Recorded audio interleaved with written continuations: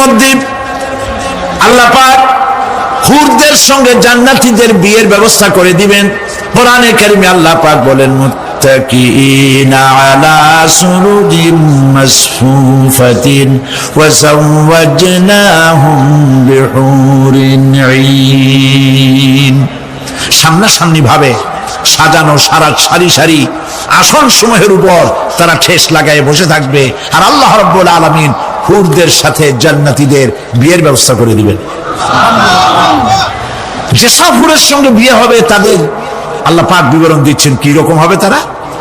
লাম ইয়াতমিসহুন্না ইনসুন ওয়ালা জান। এর পূর্বে জিন এবং ইনসান এদেরকে কেউ স্পর্শ করে নাই। কিরকম তারা? কাআন্নাহুন্নাল ইয়াকুতু ওয়াল মারজান। যেমন ঝিনুকের ভিতরে মণিমুক্তা থাকে, এইভাবে আল্লাহ পাক তাদেরকে পবিত্র করে রেখে দিয়েছেন। আমার প্রিয় ভাইরা, আল্লাহ রাব্বুল আলামিন কোরআনে কারীমের ভিতরে বলেছেন ফাবিআইয়ি আলা'i রাব্বিকুমা তুকাযযিবান। জান্নাত দান করে আল্লাহ পাক এবার জান্নাতীদেরকে সম্বোধন করে বলবেন ইয়া ইবাদি লা খাউফুন আলাইকুমুল ইয়াওমা ওয়ালা আনতুম তাহজানুন। হে আমার বান্দারা, লা খাউফুন আলাইকুমুল ইয়াওম, আজ আর কোনো ভয় নাই। সুবহানাল্লাহ সুবহানাল্লাহ। আজ আর কোনো ভয় নাই, কোনো চিন্তাও নাই, আরামে এই জান্নাতের মধ্যে বসবাস করো। এরপরে আল্লাহ পাক জিজ্ঞেস করবেন ও আমার জান্নাতীরা, আমি যেসব ওয়াদা করছিলাম আমার ওয়াদা মোতাবেক সমস্ত নিয়ামত পেয়েছো? তারা বলবে হ্যাঁ পেয়েছি, সব নিয়ামত আপনার ওয়াদা মোতাবেক সব পেয়েছি। আল্লাহ রাব্বুল আলামিন বলবেন সব পাও নাই, ওয়ালাদাইনা মাজিদ, আমার কাছে আরো বেশি আছে। সুবহানাল্লাহ, আমার কাছে আরো বেশি আছে। জান্নাতীরা বুঝবে না সে আরো বেশিটা কি, এর থেকে আর বেশি কি। প্রিয় ভাই সব, নবী করিম সাল্লাল্লাহু আলাইহি সাল্লাম বলেছেন জান্নাতের সুখ আর শান্তি কোন চোখ নাই যা দেখেছে, যা কোন অন্তঃকরণ নাই যা কল্পনা করতে পেরেছে। এই জান্নাত মুত্তাকিদের জন্য আল্লাহ রাখছেন। সুবহানাল্লাহ। জান্নাতীরা ভাবতেও পারবে না সেই নিয়ামতগুলি কি। প্রিয় ভাই সব, সেই মুহূর্তে আল্লাহর নবী মুহাম্মদুর রাসূলুল্লাহ সাল্লাল্লাহু আলাইহি ওয়াসাল্লাম বলবেন রব্বুল আলামিন, আমার উম্মতেরা জান্নাতীরা বুঝতে পারে নাই আপনার কাছে কি নিয়ামত আরো বেশি আছে। আমার এই উম্মতেরা জান্নাতীরা আপনার ওয়াদা মোতাবেক সব পেয়েছে, কিন্তু একটি জিনিস এখনো তাদের কিসমতে হয় নাই। সেই জিনিসটা হলো যারা তার রবকে না দেখে শুধু কোরআন আর হাদিসের কথা শুনে আরামের ঘুম হারাম করে তাহাজ্জুদের নামাজ আদায় করেছিল, চোখের পানি ফেলেছিল, যারা জান্নাত দেখে নাই, জাহান্নাম দেখে নাই, আপনাকে ভয় করে যারা জীবন পরিচালনা করেছিল, যারা আপনাকে দেখে নাই, না দেখে শুধু কোরআন হাদিস বিশ্বাস করে যারা অকাতরে নিজেদের জীবন বিলায় দিয়েছিল, এই জান্নাতীরা এখন পর্যন্ত তার রবকে দেখতে পারে নাই। আল্লাহ রাব্বুল আলামিন তার সামনে থেকে ৭০,০০০ পর্দা সরে যাবে। আল্লাহ পাক বান্দাদের আরজি পুরা করার জন্য জান্নাতীদের সামনে তিনি জালোয়া ফরোজ হবে। কোরআন শরীফের ভিতরে আল্লাহ পাক বলেন জান্নাতীরা তারা আল্লাহর দিকে, জান্নাতীরা তার রবের দিকে তাকিয়ে থাকবে, আর রব তার বান্দাদের দিকে তাকায়া থাকবে। প্রাণ ভরে জান্নাতীরা রবকে দেখবে। সুবহানাল্লাহ। আল্লাহ পাককে দেখবে। প্রাণ খুলে আজ দোয়া করি রব্বুল আলামিন জান্নাতের যেই পরিবেশে যেই জায়গায় তুমি দয়া করে তোমার গোলামদেরকে তোমার তুমি নিজেই দর্শন দিবে, দেখা দিবে। মনিব গো, ও আমাদের রব, আজ এই বিশাল জনসমুদ্র নিয়ে তোমার দরবারে আবেগ ভরা কণ্ঠে বলি, যে অনুষ্ঠানটি তুমি এমন মুবারক অনুষ্ঠান করবে যেখানে তুমি জান্নাতীদেরকে দেখা দিবে, ওই জান্নাতের কোনো একটি, ওই অনুষ্ঠানের কোনো একটি কোনায় কানায় আমাদেরকেও দাঁড় করাইয়া দেখার তো।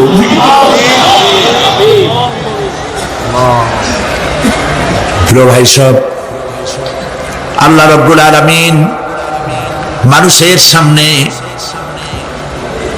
এত সব নিয়ামত রেখেছেন, এই জান্নাত দান করবেন।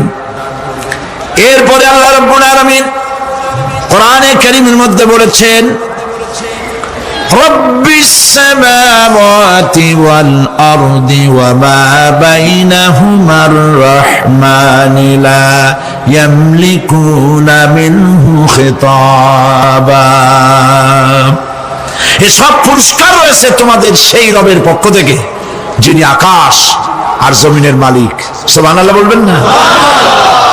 যার সামনে কথা বলার ক্ষমতা কারো হবে না। এটি একটি মারাত্মক কথা। কিয়ামতের দিন আল্লাহর দরবারে কেউ কথা বলতে পারবে না আল্লাহর নির্দেশ ছাড়া। একটি আকীদা পরিষ্কার করে নিয়ে যান আপনাদের।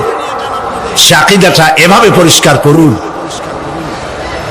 কোন পীর সাহেব, কোন খাজা বাবা, কোন মাওলানা, কোন মুহাদ্দিস, কোন বুজুর্গ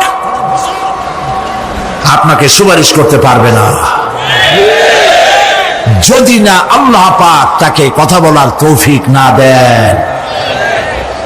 মনে থাকবে এটা। আয়াতুল কুরসির ভিতরে আমরা পড়ি, মান যাল্লাযী ইয়াশফাউ ইনদাহু ইল্লা বিইজনিহি। আল্লাহ পাক বলেছেন কিয়ামতের দিন আল্লাহর দরবারে কার সাহস আছে কথা বলতে পারে? মান যাল্লাযী ইয়াশফাউ ইনদাহু ইল্লা বিইজনিহি। আল্লাহর অর্ডার ছাড়া, হুকুম ছাড়া আল্লাহর সামনে কথা বলার সেদিন কেউ থাকবে না। সুবহানাল্লাহ। কেউ কথা বলতে পারবে না।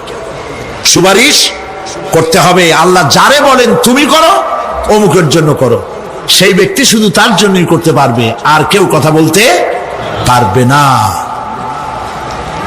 সেই কঠিন হাসরের ময়দান,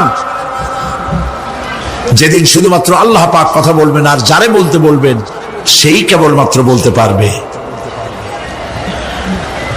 সুপারিশ এটি আল্লাহ পাক কিয়ামতে পারমিশন দিলে বলা যাবে। হযরত ইব্রাহিম আলাইহিস সালাম, হযরত ইব্রাহিম আলাইহিস সালাম কিয়ামতের দিন তার নিজের পিতা সম্পর্কে সুপারিশ করবেন। রব্বুল আলামিন, আমার আব্বার জন্য সুপারিশ করতেছি, মেহেরবানি করে জাহান্নাম থেকে তারে আপনি রক্ষা করুন। আল্লাহ রব্বুল আলামিন বলবেন, ইব্রাহিম তোমার সুপারিশ মঞ্জুর হবে না। প্রিয় ভাই সব, একটু মাথা খাটান, চিন্তা করেন।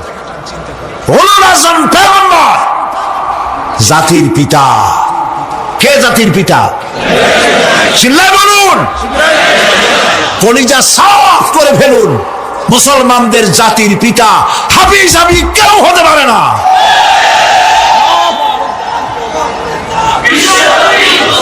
মিল্লাতা আবিকুম ইব্রাহিম। ইব্রাহিম আলাইহিস সালাম এই মিল্লাতের পিতা। সুবহানাল্লাহ।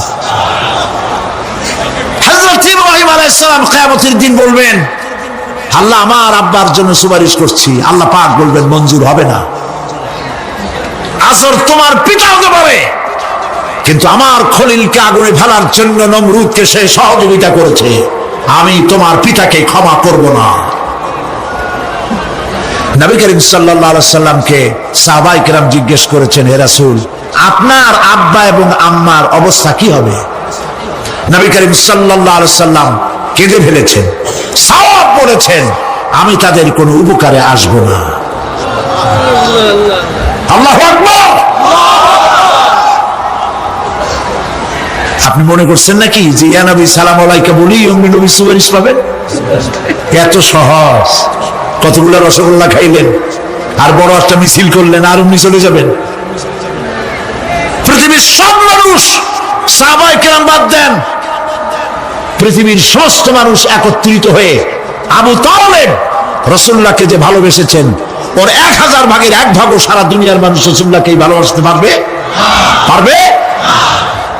নিজের ছেলে আলীকে, আলী রাদিয়াল্লাহু তাআলা আনহুকে আলাদা বিছানায় শোয়াইয়া, ছোট্ট মানুষ হযরত আলী আলাদা জায়গায় রাখিয়া মুহাম্মদুর রাসূলুল্লাহ সাল্লাল্লাহু আলাইহি সাল্লাম এতিম মানুষ তারে কলিজার সাথে বুকের মধ্যে আশ্রয় করে দিয়ে আগলে রেখেছেন বুক করে। সেই আবু তালেব মৃত্যুর সময় নবী করিম সাল্লাল্লাহু আলাইহি সাল্লাম বলেছিলেন, চাচা একটিবার আমার কানে তাওহীদের কালেমা শোনায় দেন। আবু তালেব তার কিসমতে ছিল না কালেমা। মরে যাওয়ার পর একজন সাহাবী বলেছিলেন, ইয়া রাসূলুল্লাহ, মৃত্যুর সময় আবু তালেবের মুখ আমি নড়তে দেখেছি, তিনি কালেমা পড়েছেন সম্ভবত। রাসূলুল্লাহ সাহেব বলেছেন, আমি শুনি নাই। এত ভালোবাসার পরেও হাদিস শরীফে এসেছে আবু তালেব জাহান্নামে যাবে। কোথায় যাবে? জাহান্নামে। সবচাইতে কম আযাব হবে কার? আবু তালেবের। কম আযাবটা কি? হাদিস শরীফে এসেছে কম আযাব হলো জাহান্নামের আগুন দিয়ে এক জোড়া জুতা তৈরি করে আবু তালেবের পায়ে পরিয়ে দেওয়া হবে। সেই জাহান্নামের আগুনের তৈরি করা জুতার তাপে আবু তালেবের মাথার ঘিলুগুলো টকবক করে বউ পড়তে লাগবে। এত ভালোবেসে যদি কিয়ামতে উপায় না হয়, আপনি ইয়া নবী সালাম আলাইকা, ইয়া রাসূল সালাম আলাইকা, আর কতগুলো জিলাপি খাইলেন, বড় একটা মিছিল করলেন। প্রিয় ভাই সব, এইসব বেদাত ছাড়ুন, এগুলি সুস্পষ্ট বিদআত। রাসূলুল্লাহকে ভালোবাসবেন সাহাবীরা যেভাবে ভালোবেসেছেন ওইভাবে ভালোবাসবেন। আল্লাহ রাব্বুল আলামিন বলেন, যালিকাল ইয়াউমুল হক ফামান শাআ ইত্তাখাযা ইলা রাব্বিহি মাআবা। এই দিনটি অবশ্যই আসবে, সেদিনটি নিশ্চিতভাবে আসবে। আর এখন যার ইচ্ছা সে তার রবের দিকে অগ্রসর হোক। ইন্না আনজারনাকুম আযাবান করিবান ইয়াওমা ইয়ানজুরুল মার'উ মা কদ্দামাত ইয়াদাহু ওয়া ইয়াকুলুল কাফিরু ইয়া লাইতানি কুনতু তুরাবা। ইন্না আনজারনাকুম আযাবান করিবা, খুব নিকটবর্তী একটি আযাব সম্পর্কে আমি তোমাদেরকে সতর্ক করে দিলাম। কে বলতেছেন? আল্লাহ পাক। লক্ষ্য করুন আল্লাহ কি বলছেন, খুব নিকটবর্তী একটি কঠিন শাস্তি, আযাব অর্থাৎ কিয়ামত, এ সম্পর্কে আমি তোমাদেরকে সতর্ক করে দিলাম। ইয়াউমা ইয়ানজুরুল মার'উ মা কদ্দামাত ইয়াদাহু, সেদিন প্রত্যেকটি লোক যা সে পাঠিয়ে দিয়েছিল এখানে, অর্থাৎ যা করেছিল সেগুলি সে দেখতে পাবে। আর তখন ওয়ায়াকুলুল কাফিরু ইয়া লাইতানি কুনতু তুরাবা। সেই কিয়ামতের ময়দানে অবস্থা দেখে কাফেররা বলবে, আহারে মানুষ না হইয়া যদি মাটি হইয়া যেতাম, যদি মাটি হতাম, যদি মানুষ না হয়ে না জন্মতাম, আজ এই হাসরের ময়দানে এইখানে এই বিচারের মুখোমুখি হতাম না, মাটি হইলে বরং অনেক ভালো হতো। এই পৃথিবীতে আমরা এসেছি, চলে যাব, যাওয়ার আগে এই কোরআন একটি বিশাল জনগোষ্ঠী এমন বানাতে চেয়েছে যে জনগোষ্ঠী এই কোরআন দিয়ে একটি বিশাল সমাজ গড়বে, রাষ্ট্র গড়বে, এমন রাষ্ট্র গড়বে যেই রাষ্ট্রে দুঃখ থাকবে না, অশান্তি থাকবে না, যেখানে সুখ থাকবে, সমৃদ্ধি থাকবে, আর কিয়ামতের দিন আল্লাহর জান্নাতে তারা চলে যাবে। তেমন একটি সমাজকে আমরা চাই। সবাই বলেন, সেরকম একটি সমাজকে আমরা চাই। প্রিয় ভাই সব, কিয়ামতের দিন আমরা যেতে চাই জান্নাতে। কোথায় যেতে চাই বলেন? জোরে বলেন। এই জান্নাতে যাওয়ার জন্য দুইটা কাজ করতে হবে। কয়টা কাজ? আল্লাহ রাব্বুল আলামিন বলেন, فمن كان يرجو لقاء ربه فليعمل عملا صالحا ولا يشرك بعبادة ربه أحدا আল্লাহ পাক বলেন, যে বাজারা আমার সঙ্গে দেখা করতে চায় কিয়ামতে, দুইটা কাজ করা লাগবে। বলেন কয়টা কাজ? একটা হলো নেক আমল। কি আমল বলেন? নেক আমল। নেক আমল কারে বলে?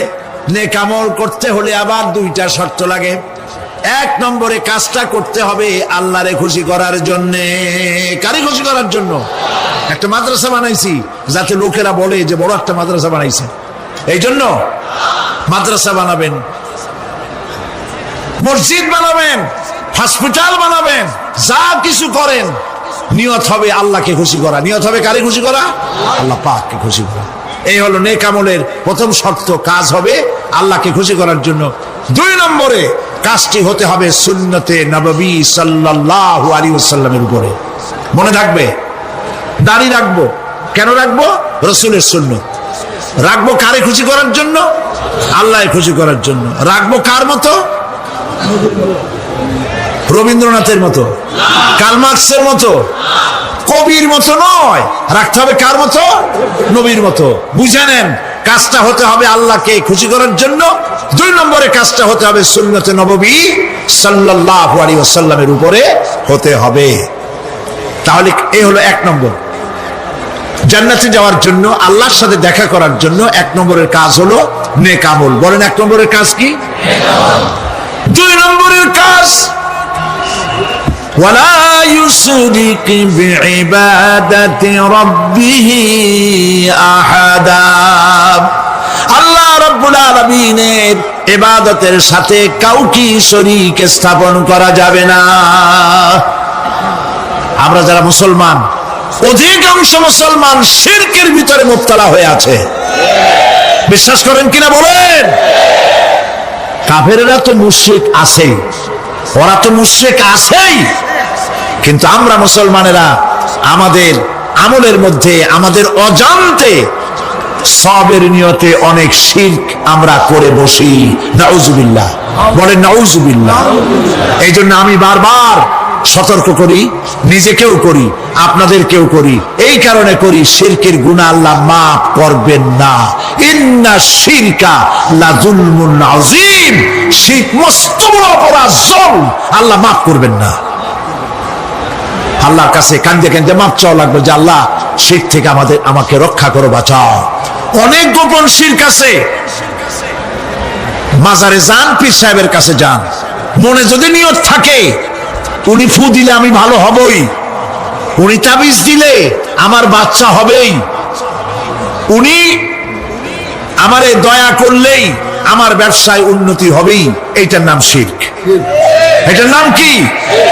ওয়াইজা সাআলতা ফাসআলিল্লাহ ওয়াইজা ইসতাআনতা ফাসতাইন বিল্লাহ।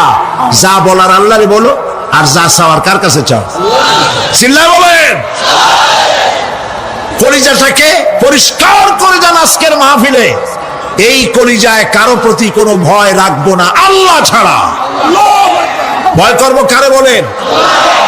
মহব্বত আল্লাহ ছাড়া, এত বেশি মহব্বত আর কাউকে করব না। আল্লাহ তাআলা আমাদের কলিজায় তোমার ভয় এবং মহব্বত দিয়ে ভরে দাও। রাসূলের মহব্বত দিয়ে আমাদের দিলকে ভরে দাও। বিশ্বাস করুন ভাই সাহেব, কোরআন শরীফ আমার সামনে, বিশ্বাস করুন, দেশি পীর বিদেশি পীর, খাজা বাবা দেশি এবং বিদেশি, কেউ আপনার ভাগ্য বদলাই দিতে পারবে না। এ পিছনে দৌড়ায় দৌড়ায় কোনো লাভ নয়। এতক্ষণ মসজিদের ভেতরে বসে আল্লাহর কাছে কাঁদেন। ওয়াকালা রাব্বুকুম উদউনি আস্তাজিব লাকুম। তোমার রব বলেছে আমারে ডাকো, আমি ডাকের সাড়া দিয়ে দেব। সুবহানাল্লাহ। আর আল্লাহ বলেছেন আমার ইবাদতের সাথে কাউকে শরীক করবে না। খবরদার। আলাইসাল্লাহু বিকাফিন আবদা। আল্লাহ প্রশ্ন করছেন, আলাইসাল্লাহু বিকাফিন আবদা, আমি কি আমার বান্দার জন্য যথেষ্ট নই? চিল্লায় বলুন অবশ্যই যথেষ্ট। আবার বলেন অবশ্যই যথেষ্ট। আর ওই জাহান্নামীদেরকে, যারা জাহান্নামে যাবে কিয়ামতের দিন, ফাল্লাযীনা কাফারু কুত্তিআত লাহুম সিয়াবুম মিন নার, আগুন দিয়ে কেটে তাই দিয়ে পোশাক তৈরি করে দেওয়া হবে, আগুনের পোশাক পরিয়ে দেওয়া হবে।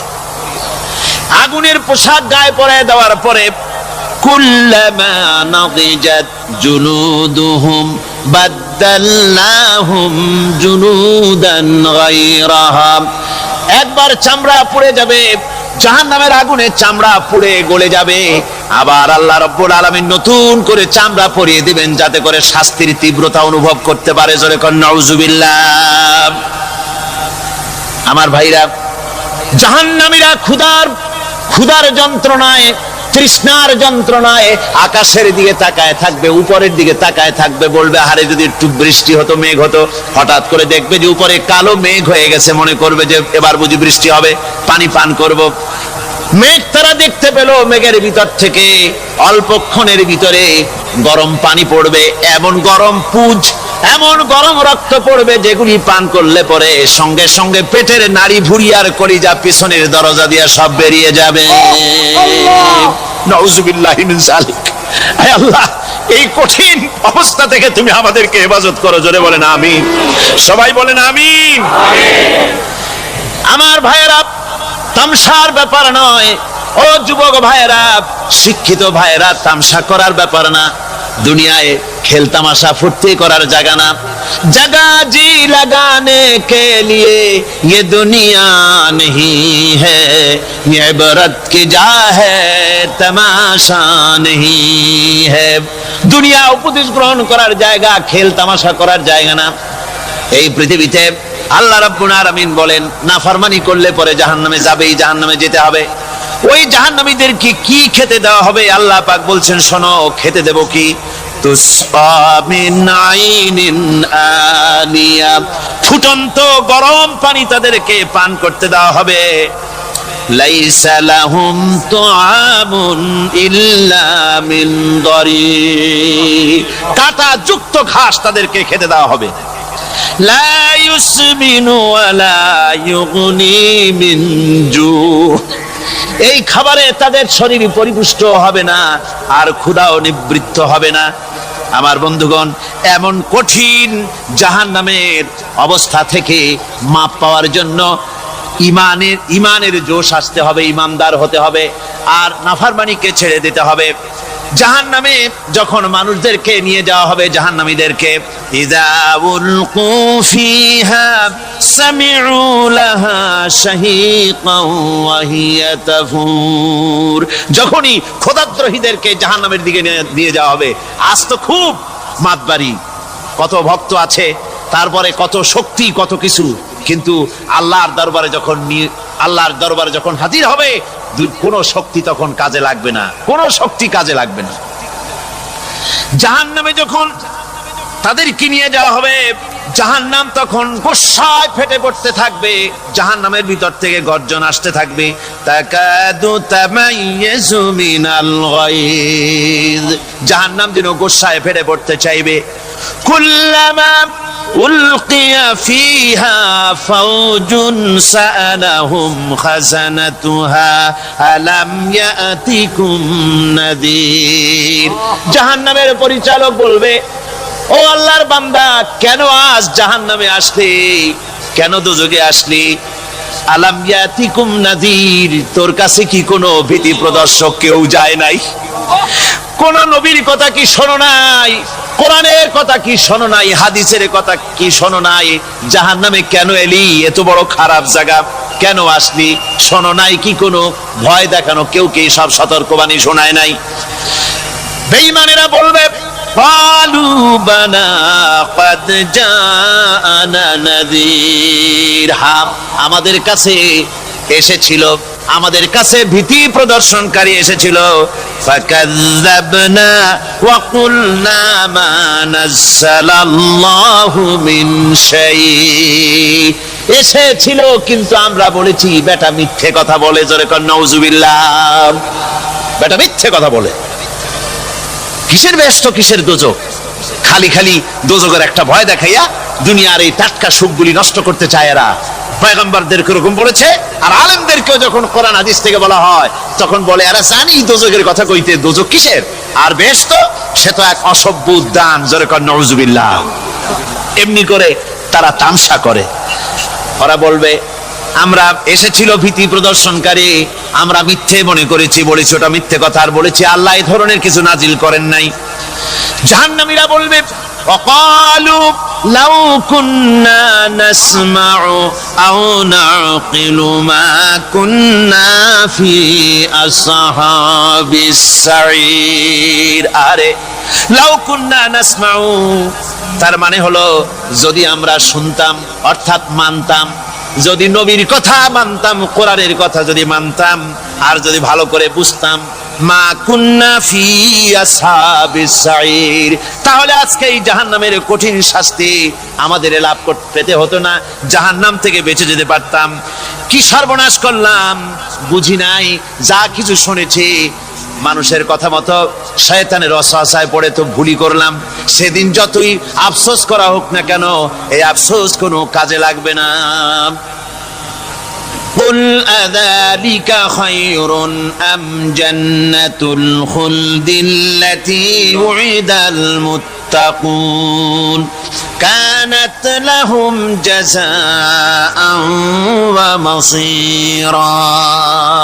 আল্লাহ বলছেন এই সব কথা বলার পরে, জাহান্নামের সব শাস্তির কথা শুনাইয়া আল্লাহ বলছেন বলেন কুল আযালিকা খায়রুন, এই পরিণতি কি ভালো যে জাহান্নামের পরিণতির কথা বলা হলো? তোমরা যে সমস্ত অবাধ্যতা করতেছো, ঈমান আনতেছো না, নবীকে গালাগালি করছো, ইসলাম মানতেছো না, নাফরমানি করছো, এর পরিণতি যা হবে, আযালিকা খায়রুন, এই পরিণতি কি ভালো? আম জান্নাতুল খুলদিল্লাতী উইদাল মুত্তাকুন, অথবা সেই চিরন্তন জান্নাত যার ওয়াদা করেছেন আল্লাহ পাক মুত্তাকিনদের জন্য, কানাত লাহুম জাযাআন ওয়া মাসীরা, যে জান্নাত হবে তাদের কর্মের প্রতিফল, আর এটাই হবে তাদের মহাযাত্রার শেষ মঞ্জিল। সেই জান্নাত, যে জান্নাত আল্লাহ রেখেছেন মুমিনদের জন্য। কাদের জন্য জান্নাত? মুমিনদের জন্য। সেটা এমন জান্নাত হবে লাহুম ফিহা মা ইয়াশাউনা খালিদিন, যা চাইবে মনের আশা আকাঙ্ক্ষা অনুযায়ী সব পাবে বেহেশতের মধ্যে। খালিদিন, চিরকাল সেখানে থাকবে। কানা আলা রাব্বিকা ওয়াদাম মাসউলা, এটা হচ্ছে তোমার রবের অবশ্য পূরণীয় ওয়াদা। জোরে বলেন সুবহানাল্লাহ। এটা তোমার আল্লাহর ওয়াদা এবং অবশ্যই তিনি তা পূরণ করবেন। তোমরা জান্নাতে থাকবে, সেখানে যা চাইবে তাই পাবে। একজন বলছিল জান্নাতে যাইয়া যা চাইবো তাই যদি পাই তাহলে তো খুব ভালো কথা। কয় যে হুজুর আমার তো হোক্কা খাওয়ার দারুণ অভ্যাস, তা বেহেশতের মধ্যে হোক্কা পাবো? বুজুর্গ ব্যক্তি বলছেন আল্লাহর বান্দা, বেহেশতে যাইয়া যদি তুমি হোক্কা খাইতে চাও তো আল্লাহ তোমার হোক্কা দিবেন, কিন্তু আল্লাহর কসম করে বলতে পারি বেহেশতে যাইয়া এমন পচা জিনিস খাওয়ার তোমার ইচ্ছে জাগবে না। এত ভালো জিনিস তুইয়া এই পচা জিনিস খাওয়ার ইচ্ছা তোমার জাগবে না মনের ভিতরে। বেহেশত আল্লাহ রাব্বুল আলামিন মুমিনদের জন্য রেখেছেন। আমার ভাইয়েরা, সে বেহেশতের বর্ণনা কোরআনে কারীমের মধ্যে আল্লাহ দিয়েছেন। একদিকে জাহান্নাম, কোরআনের বর্ণনা কত সুন্দর। জাহান্নামের কথা শুনতে শুনতে লোকেরা আল্লাহর ভয়তে হতাশ হয়ে যেতে পারে, আল্লাহর ভয়তে। সেই জন্য যত জায়গায় জাহান্নামের বর্ণনা আছে, সাথে সাথে আবার আশার সঞ্চার করার জন্য আল্লাহ জান্নাতের কথা বলেছেন। কাহার এবং জব্বার নাম আল্লাহ যেখানে ব্যবহার করেছেন, সাথে সাথে আবার গাফুর রহিম নাম ব্যবহার করেছেন, বান্দা যেন হয়রান হয়ে না যায়।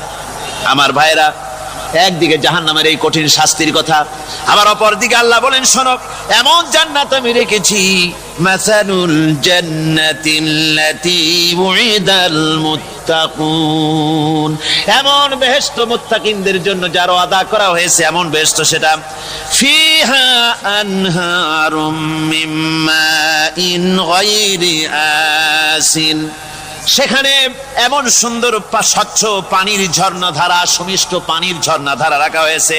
ওয়া আনহারুম মিন লাবানিন লাম ইয়াতাগায়্যার তা'আমুহু, আর সেখানে দুধের ঝর্ণা রাখা হয়েছে যার স্বাদ কখনো নষ্ট হবে না।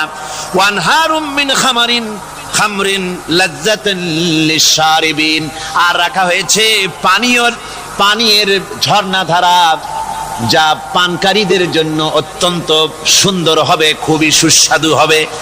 আর রাখা হয়েছে ওয়া আনহারুম মিন আসালিম মুসাফফা, পরিষ্কার পরিচ্ছন্ন সুস্বাদু মধুর ঝর্ণা। জোরে বলেন সুবহানাল্লাহ। ওয়াসাকাহুম রাব্বুহুম শারাবান তাহুরা, জান্নাতের ভিতরে তোমাদেরকে পান করানো হবে শারাবান তাহুরা, পবিত্র পানীয়। তাহের এবং তাহুর দুটি কথা। তাহের বলা হয় সেই জিনিসকে যা নিজে পাক আর একজনকে পাক করতে পারে না, যেমন মধু, যেমন তেল, যেমন দুধ নিজে পাক, কিন্তু দুধ দিয়ে যদি কেউ গোসল করে, দুধ দিয়ে যদি কেউ উজু করে, ও নিজে পাক কিন্তু আপনাকেও পাক করতে পারবে না। এটার নাম হচ্ছে তাহের। আর তাহুর বলা হয় সেই জিনিসকে যে নিজেও পাক এবং অন্যকেও পাক করে দিতে পারে, যেমন পানি। পানি নিজে পাক, ওটার দ্বারা উজু করলে, গোসল করলে সেও কি হবে? পাক হয়ে যাবে। আল্লাহ তাই বলেন জান্নাতের ভিতরে ওয়াসাকাহুম রাব্বুহুম শারাবান তাহুরা, জান্নাতের ভিতরে শরাবে তাহুর পান করানো হবে। ওই শরাবটা নিজেই পাক, আর যে পান করবে তাকে আরো পরিচ্ছন্ন পবিত্র করে দেবে। জোরে বলেন সুবহানাল্লাহ। সেই শরাব হবে এমন খিতামুহু মিস্ক, যার মুখগুলি সুন্দর করে সুগন্ধ জিনিস দিয়ে, সুগন্ধি দিয়ে, মিস্ক দিয়ে আটকানো রয়েছে। তারপরে কি? ওয়াফি যালিকা ফালিয়াতানাফাসিল মুতানাফিসুন। এবার এই শরাব পান করার জন্য, এই পবিত্র পানীয় পান করার জন্য প্রতিযোগিতা করো। কে তোমরা প্রতিযোগিতা করে তার কাছে যেতে পারো? কিয়ামতের দিন আল্লাহ পাক জান্নাতে এই জিনিস পান করাবেন, আর ওই পাগলেরা কয় মদ খাওয়াবে। জোরে কান নাউজুবিল্লাহ। যার যে অভ্যাস সেটাই সে নিজেও তাই চিন্তা করে। আমার বন্ধুগণ, জান্নাতের ভেতরে আল্লাহ রাব্বুল আলামিন এভাবে মধুর ঝর্ণা রাখবেন, দুধের ঝর্ণা রাখবেন, সতত প্রবাহিত ঝর্ণা ধারা সেখানে থাকবে। মুত্তাকিনা আলাল আরাইকি লা ইয়ারাউনা ফিহা শামসান ওয়ালা জামহারিরা, জান্নাতীরা ঠেস দিয়ে ছায়ার মধ্যে আরাম করে বসে থাকবেন। না তাদেরকে সূর্যের তাপ জ্বালাতন করবে, আর না তাদের কোনো সেখানে কোনো কষ্ট হবে।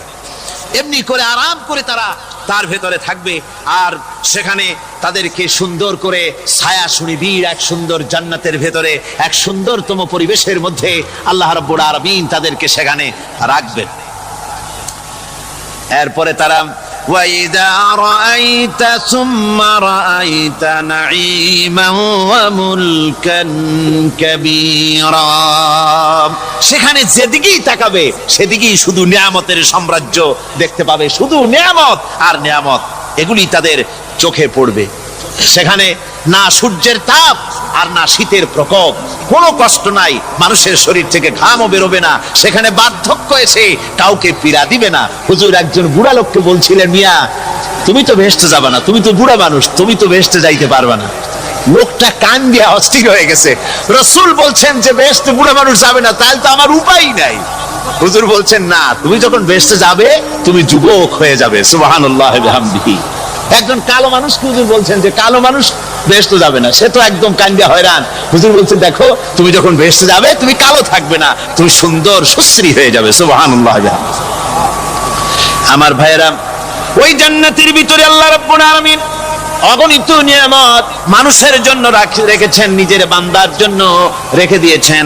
ওয়া হুরুল ঈন, বেহেশতীদের জন্য রয়েছে সুন্দর চক্ষুধারী হুরগণ রয়েছে সেখানে জান্নাতীদের জন্য।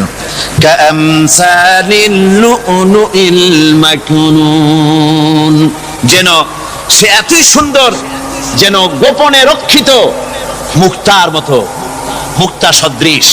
এভাবে সুন্দর সুন্দরী হুরিগণকে, হুরদেরকে আল্লাহ রাব্বুল আলামিন তার বান্দাদেরকে সেখানে রেখেছেন। لا يسمعون فيها لغوا ولا تأثيما إلا قيلا سلاما سلاما। কোন পাপ সেখানে মানুষ দেখবে না, কোন বাজে কথা সেখানে শুনবে না, শুধু শান্তি আর শান্তি। আল্লাহ রাব্বুল আলামিন মুমিন বান্দাদের বলবেন, উদখুলুল জান্নাতা আনতুম ওয়া আজওয়াজুকুম তুহবারুন। আল্লাহ রাব্বুল আলামিন বলবেন, ও আমার বান্দারা, জান্নাতে প্রবেশ করো, তোমাদের স্ত্রীদেরকে সাথে নিয়ে জান্নাতে চলে যাও। সুবহানাল্লাহ ওয়া বিহামদিহি। তোমার স্ত্রী, তোমাদের স্ত্রীদেরকে নিয়ে, সাথে করে নিয়ে জান্নাতের ভিতরে চলে যাও, সেখানে তোমরা আরামে থাকো। يطاف عليهم بصحاف من ذهب وأكواب وفيها ما تشتهي الأنفس وتلذ الأعين وأنتم فيها خالدون।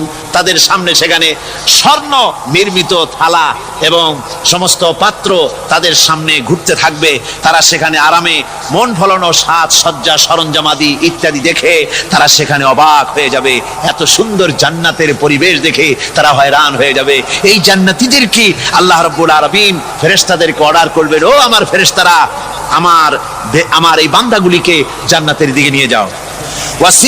ওয়াসিকাল্লাযীনা اتقوا ربهم إلى الجنة زمرا। যারা আল্লাহকে ভয় করে জীবন চালায়েছে, আল্লাহকে ভয় করে যারা জীবন সমাজ ব্যক্তি পরিবার রাষ্ট্র পরিচালনা করেছে, আল্লাহ রাব্বুল আলামিন বলবেন, ও আমার ফেরেশতারা, আমার এই বান্দাগুলিকে জান্নাতের দিকে নিয়ে যা। ফেরেশতারা জান্নাতীদেরকে হাকায়া জান্নাতের দিকে নিয়ে যেতে থাকবে। আবার ওদিকে আছে ওয়াসিকাল্লাযীনা কাফারু ইলা জাহান্নামা যুমারা, জাহান্নামীদেরকে হাকায় নিয়ে যাওয়া হবে কোন দিকে? কোন দিকে? জাহান্নামের দিকে। এখন ওয়াসিকা মানে হাকায় নিয়ে যাওয়া, বেহেশতীদেরকেও হাকায় নিয়ে যাবে, আর জান্নাতীদের কি কয় দোজখী যারা তাদেরকেও হাকায় নেওয়া হবে, আর বেহেশতীদেরকেও হাকায় নেওয়া হবে। এটা কেমন কথা? দুই জায়গায় হাঁকানি খাওয়ান লাগবে। হাঁকানি বোঝেন তো? ধাক্কা। তো দুই জায়গায় ধাক্কা খাইতে হবে, তাহলে কিরকম বেহেশত যে ফেরেশতাদের ধাক্কা খাইতে খাইতে যাওয়া লাগবে? ব্যাপারটা কি আমার ভাইরা? ব্যাপারটা হচ্ছে এই, আমি দৃষ্টান্ত দিতে গিয়ে বলি, অনেকদিন বন্ধুর সঙ্গে দেখা হয় নাই, বহু বছর পর হঠাৎ করে এক বন্ধু আর এক বন্ধুর বাড়িতে এসেছে, যে বলছে, ভাই যদিও বহু বছর পর এসেছি, কিন্তু আমার হাতে সময় নাই, আজ আমি বেশ সময় তোমার বাড়িতে থাকবো না। ওই বাড়িওয়ালা বন্ধু বলে, বন্ধু যতই ব্যস্ততা তুমি দেখাও না কেন, আজকে যখন তোমার একবার পাইছি, আমি তোমাকে ছাড়বো না। এই হলো একটা ছাড়বো না। আর ঢাকা হাইকোর্টের সামনে থেকে মকিম গাজী পালায় গেছে, ডাকাত। পুলিশ খুঁজতে খুঁজতে হয়রান হয়ে এই ডাকাতটারে যদি পাওয়া যায়, আর ওই ডাকাত যদি বলে, স্যার আপনি আমার ধর্মের ভাই, আপনি আমার বাপ, আপনি মেহেরবানি করে আমাকে ছেড়ে দেন, পুলিশ বলবে, বেটা গোটা পুলিশ বাহিনী তোর জন্য হয়রান, তোরে যখন একবার পাইছি তোরে আর ছাড়বো না। তাহলে বন্ধুর ছাড়বো না আর পুলিশের ছাড়বো না এক জিনিস? এক জিনিস। জাহান্নামীদেরকে ধাক্কা মারতে মারতে জাহান্নামের দিকে নিয়ে যাবে, জাহান্নামের দিকে যেতে চাইবে না, তাই ধাক্কা মারা লাগবে। আর বেহেশতীদের ধাক্কা মারা লাগবে কেন? বেহেশতীরা যখন জান্নাতের দিকে যেতে থাকবে, ওদের জন্য লাল কার্পেট সম্বর্ধনা দেওয়া হবে। দুনিয়ার পচা লাল কার্পেট না, এত সুন্দর করে সাজানো থাকবে। এক একটা মঞ্জিলে যখন যাবে, জান্নাতীদের জন্য সাজানো মঞ্জিল দেখে তারা মনে করবে এইটাই বুঝি বেহেশত। ঘটি বাটি লোটা যা আছে তাই নিয়ে ওইখানে বসে পড়বে। ফেরেশতারা কবে যে, আল্লাহর বান্দা তুমি এখানে বসছো কেন? এটা তো বেহেশত না। কয় এর থেকেও ভালো আছে নাকি? কয় আছে না, ওঠো, আরে মিয়া উঠো। এইভাবে করে ধাক্কা মারবে, ওঠো, সামনে যাও। আবার যখন সামনে যাবে, সেখানে এর থেকে আরো সুন্দর পরিবেশ দেখে ওইখানে আবার বসে পড়বে, মনে করবে এটা বুঝি বেহেশত। বলা হয়, ফেরেশতারা বলবে, আল্লাহর বান্দা এটা জান্নাত না, এর থেকেও ভালো জায়গা, সুন্দর জায়গা আছে। এইভাবে ধাক্কা মারতে মারতে তাদেরকে জান্নাতের কাছে নিয়ে যাওয়া হবে। হাত্তা حتى إذا جاءوها وفتحت أبوابها وقال لهم خزنتها سلام عليكم طبتم فادخلوها خالدين। এভাবে ধাক্কাতে ধাক্কাতে যখন তাদেরকে জান্নাতের দরজার কাছে নিয়ে যাওয়া হবে, আগে থেকেই তাদের জন্য দরজা খোলা থাকবে। সুবহানাল্লাহ। আগে থেকেই জান্নাত খুলে রাখা হবে। তাদেরকে বলা হবে, ওই জান্নাতের পরিচালক তিনি বলবেন, আসুন, ওয়েলকাম করবেন তাদেরকে, সালামুন আলাইকুম, আপনাদের প্রতি আল্লাহর শান্তি বর্ষিত হোক। বড় ভালোভাবে জীবন যাপন করেছিলেন দুনিয়ায়, আল্লাহর হুকুম মেনে চলেছিলেন, আল্লাহর হুকুম পালন করেছিলেন। দুনিয়ার বুকে বড় অশান্তি, মানুষের নির্যাতন, মানুষের বদনামি, জেল জরিমানা, রাত জেগে তাহাজ্জুদের নামাজ পড়া, জিহাদের ময়দানে কষ্ট করে রক্ত দেওয়া, শহীদ হওয়া, কত কষ্ট করে আল্লাহর দ্বীন জমিনে কায়েমের চেষ্টা করেছেন, নিজের জীবনকে ভালো রেখেছেন, পবিত্র রেখেছেন। আজকে আপনার জন্য এই জান্নাত, ফাদখুলুহা খালিদিন, জান্নাতে প্রবেশ করুন এবং চিরকাল এই জান্নাতের ভিতরে থাকুন। আল্লাহ নবীর সাহাবী প্রশ্ন করেছেন, নবীজি, বান্দা কখন আল্লাহর নিকটবর্তী হয়ে যায়? নবীজি বলেছেন, বান্দা যখন সেজদা দেয় তখন আল্লাহর বান্দার মাঝে কোনো হিজাব থাকে না, আল্লাহ পাকের নিকটবর্তী হয়ে যায় বান্দা যখন সেজদায় পড়ে যায়। সুতরাং নামাজ হচ্ছে নিকটবর্তী হওয়া, সালাত এটা হচ্ছে নিকটবর্তী হওয়া। নামাজ ফরজ হওয়ার কারণ হচ্ছে এই যে মানুষ আল্লাহর বান্দা বা গোলাম হিসেবে সৃষ্টি হয়েছে, তাই একমুখী হয়ে এর বন্দিগি করা এটা হচ্ছে তার স্বাভাবিক একটা প্রকৃতি। আল্লাহ রাব্বুল আলামিন এই প্রকৃতি দাবি মিটাবার জন্যই নামাজের ব্যবস্থা করেছেন। মানুষের ফিতরত, মানুষের নেচার, মানুষের ফিতরত হচ্ছে এই যে কারো না কারো কাছে মাথা নত করা, হাত জোড় করা, মাথা নত করা, সার্বভৌমত্বের মালিক কাউকে মনে করা। হাত জোড় করতে হলে, মাথা নত করতে হলে, সার্বভৌমত্বের মালিক হিসেবে কাউকে গ্রহণ করতে হলে আল্লাহর বিকল্প কেউ আছে নাকি? ইসলামের মূল দাওয়াতটা হলো ফিতরাত অনুযায়ী দাওয়াত দেওয়া হয়েছে, মানুষ যেন মাথা নত করে, গোলামি করে। এজন্য আল্লাহ রাব্বুল আলামিন বলেছেন যে আমি মানুষ এবং জিনকে সৃষ্টি করেছি, তার কারণটাই হলো মা খালাকাতুল জিন্না ওয়াল ইনসা ইল্লা লিয়াবুদুন। মানুষ আর জিন জাতিকে সৃষ্টি করা হয়েছে ইবাদতের জন্য, গোলামির জন্য। ইবাদত আর গোলামি এটাই করতে হবে, গোলামি করতে হবে, দাসত্ব করতে হবে। আর এই দাসত্ব, আল্লাহর আনুগত্যই গোলামির দাওয়াত দিয়েছেন দুনিয়ার সব নবীরা। কোন নবী বলেন নাই যে আমার গোলামি করো, কেউ বলেছেন? বলেন জোরে, কেউ বলেছেন? আল্লাহ পাক বলেন, ওয়ালাকাদ বা'আসনা ফি কুল্লি উম্মাতির রাসূলা আন ইবুদুল্লাহা ওয়াজতানিবুত তাগুত। প্রত্যেক জাতির জন্য আমি রাসূল প্রেরণ করেছি, তারা মানুষকে দাওয়াত দিয়েছেন এই কথা বলে যে এক আল্লাহর গোলামি করো, তিনি ছাড়া কোনো ইলাহ নাই, আইনদাতা নাই, বিধানদাতা নাই, তার গোলামি, তার সামনে মাথা নত করেছে। নামাজ হচ্ছে তাওহীদের অবশ্যম্ভাবী এক বহির্প্রকাশ। তাওহীদের জন্য তাওহীদবাদী মানুষ যারা, তাদেরকে নামাজ আদায় করতেই হবে।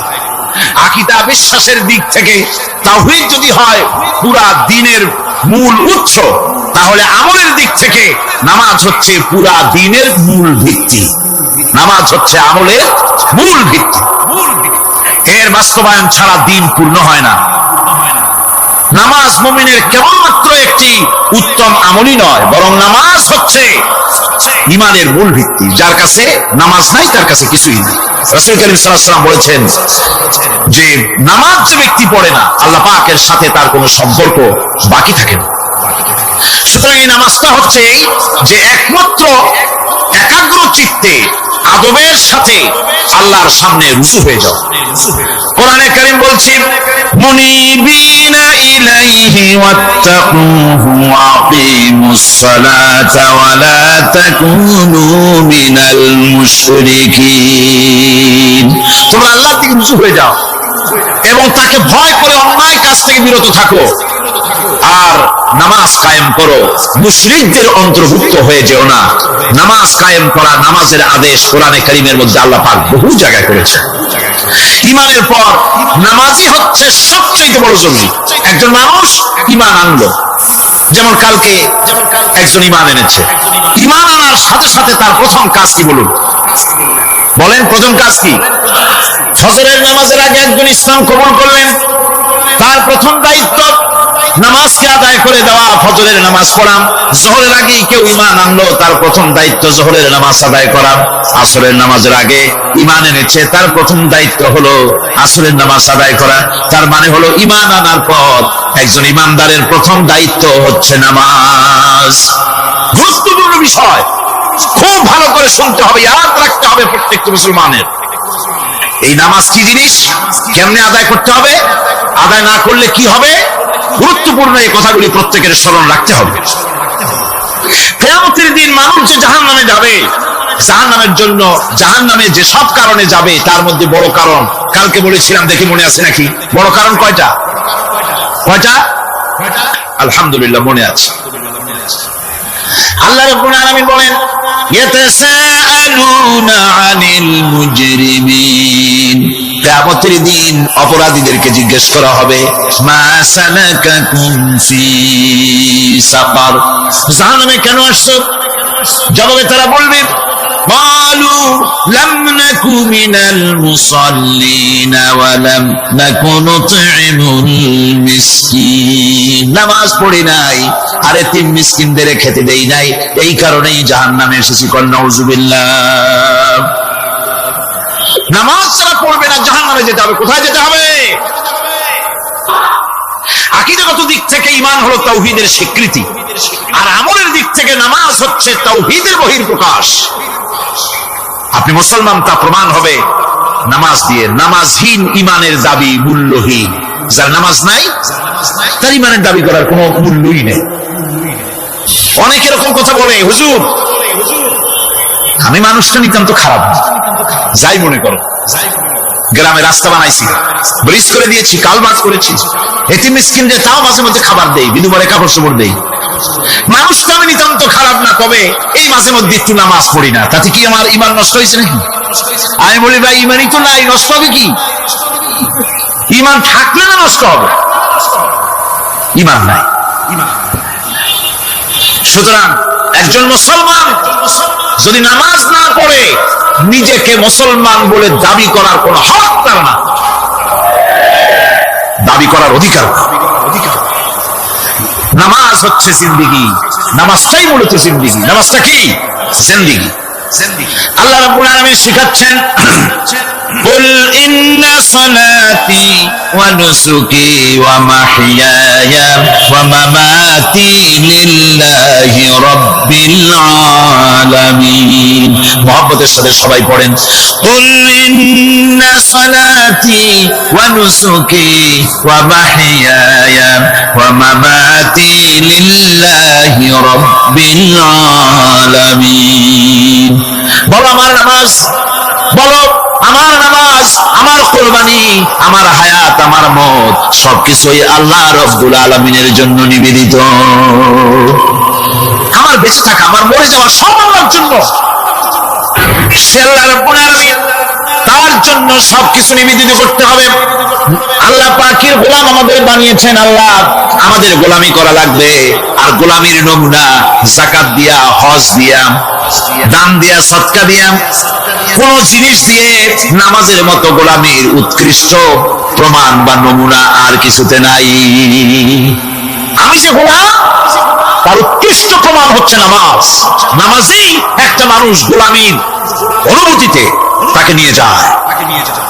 বাদশা হোক, মন্ত্রী হোক, পীর হোক, মাওলানা হোক, মুহাদ্দিস হোক, বড় লোক হোক, গরিব হোক, পুরুষ হোক, নারী হোক, যেই হোক, নামাজে দাঁড়াইলো একেবারে কান্দারে ধরিয়া, কানের কাছে হাত দিয়া, হাত দুইটা বাঁধিয়া মাথা নিচের দিকে দিয়ে দাঁড়ায় গেল। কিসের মতো? আসামির মতো, গোলামের মতো। সুবহানাল্লাহ। এদিক ওদিক তাকাইতে পারবে না, চোখটা থাকবে সেজদা যেখানে দিবা সেখানে। তাকানো নিষেধ, সেজদার দিকে তাকাও। এরপরে যখন রুকুতে গেলেন, গোলামের নমুনা হয়ে গেল। গোলামের এরকম মাথা নিচু করে থাকতে হয় প্রভুর সামনে। গেলেন রাজা, বাদশা, বড় লোক, সব অহংকার চূর্ণ হয়ে গেল।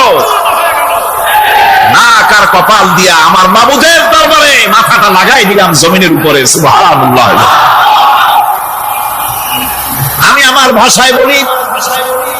আমি আমার ভাষায় কথাটা এভাবে বলি, এই জমিনটা যদি কাগজ হয়, আমার নাকটার কপালটা যদি কলম হয়, তাহলে আমি যে গোলাম দৈনিক 5 বার আমার নাকার কপাল দিয়া জমিন নামক কাগজের উপরে, দাস খতের উপরে দৈনিক 5 বার নাকার কপাল দিয়া সই করে দেই, আল্লাহ আমি তোমার গোলাম, আর কারো গোলাম নই, আমি একমাত্র তোমার গোলাম। ঘুমের থেকে উঠে সেজদা দিয়ে বলি, দুপুরের সময় কাজ ফলাইয়া আরেকবার বলি, বিকেল আসার আগে আসরে আরেকবার বলি, দিন যখন শেষ হয় আরেকবার বলি, রাতে যখন শুতে যাই আরেকবার সেজদা দিয়ে ঘোষণা করি, মাবুদ আমি তোমার গোলাম। সুবহানাল্লাহ। নামাজ হচ্ছে ইসলামের গণ্ডির মধ্যে প্রবেশের প্রমাণ। কোরআনে কারীম বলছে, ফাইন তাবু ওয়া আকামুস সালাতা ওয়া আতাউস যাকাতা ফাইখওয়ানুকুম ফিদ্দীন। সূরা তাওবা এসেছে। তারা যদি তওবা করে আর নামাজ কায়েম করে, যাকাত যদি আদায় করে, তাহলে এখন তোমাদের সে দ্বীনি ভাই, এখন ভাই হয়ে গেল। একটু আগে ছিল কাফের মুশরিক, এখন তোমার দ্বীনি ভাই। দ্বীনের গণ্ডির মধ্যে প্রবেশ করা, কলেমা পড়ার সাথে সাথেই নামাজ হচ্ছে দ্বীনের প্রধান গেট, দ্বীনের প্রধান তোরণ। দ্বীনের মধ্যে প্রবেশ করার জন্য এই গেট দিয়ে প্রবেশ করতে হবে। সুতরাং এই নামাজের এতই গুরুত্ব দেওয়া হয়েছে। ইসলাম যদি ক্ষমতায় আসে, আল্লাহ যেন এনে দেন, জোরে কোন আমিন। ইসলাম যদি ক্ষমতায় এসে যায়, রব্বুল আলামিন তাফসীরে মাহফিল কোরআন সামনে নিয়ে আশা করে তোমার দরবারে দোয়া করি, এই বিশাল জনসমুদ্রের দোয়া কবুল করো মাবুদ গো, এই বাংলাদেশকে ইসলামের দেশ বানাইয়া দাও। দেশটা যদি ইসলামের হয়ে যায়, আইন যদি আল্লাহর হয়, শাসন যদি সৎ লোকেরা করে, রব্বুল আলামিন কোরআন শরীফে বলেন, তাহলে তারা 4টা কাজ করবে। আল্লাযীনা ইন মাক্কান্নাহুম ফিল আরদ আকামুস সালাতা ওয়া আতাউজ যাকাত ওয়া আমারু বিল মা'রুফি ওয়া নাহাউ আনিল মুনকার। মুমিনরা ক্ষমতা এসে প্রথম যে কাজটা করবে, প্রথমে ক্ষমতা এসেই নামাজ বাধ্যতামূলক করবে। প্রথম কি? ওয়াজ নসিহতে অনুরোধ করা হবে না, বাবাজিরা আল্লাহর রাস্তায় নামাজটা পড়েন না।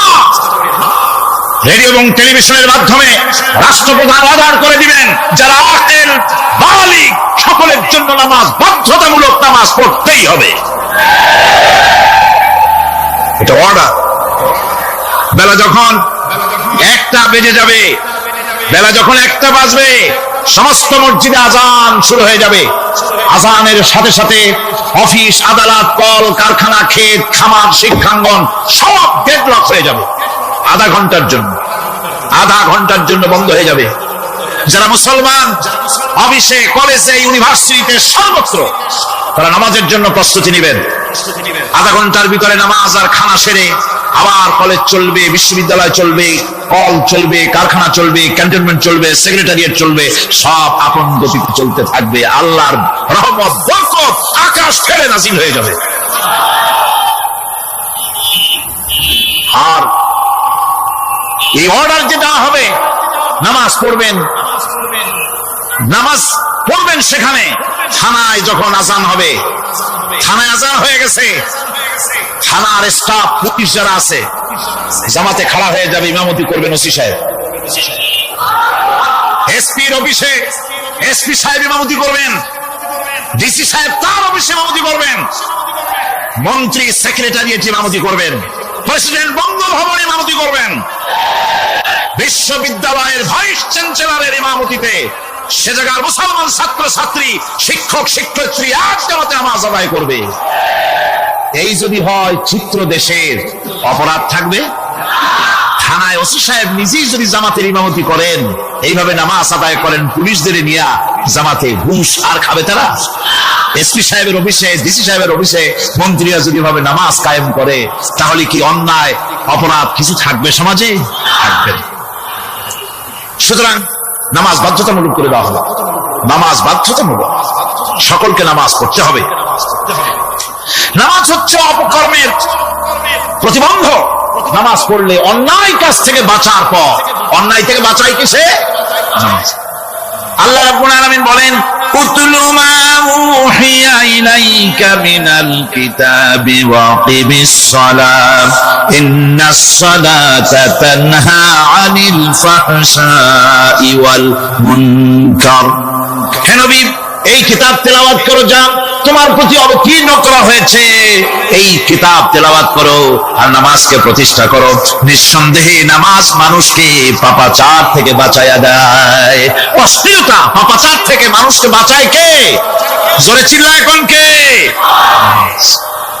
এই নামাজ মানুষকে অন্যায় কাজ থেকে বাঁচায় দেয়। নামাজ যে মানুষকে অন্যায় কাজ থেকে বাঁচায়, কেমনে বাঁচায়?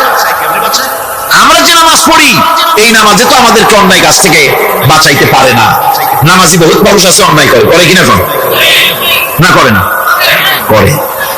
নামাজি অথচ অন্যায় করে। আর আল্লাহ বলছেন নামাজিকে, নামাজ তাকে অশ্লীলতা থেকে ফিরায়। তাহলে কথা কাটটা ঠিক? আল্লাহটা জোরে বলেন, কাটটা ঠিক? অবশ্যই আমার আল্লাহর কথা। আমি ভুল করতেছি না, আমি যেন কোথাও ভুল করতেছি, সামথিং ইজ রং, কোথাও যেন আমরা ভুল করে বসতেছি। সেই ভুলটা কি আমরা আবিষ্কার করতে চেষ্টা করবো ইনশাআল্লাহ। প্রথম যে কথাটা সেটা হচ্ছে যে আমরা যে নামাজে পড়ি আমরা তা বুঝি না। কথা ঠিক কিনা?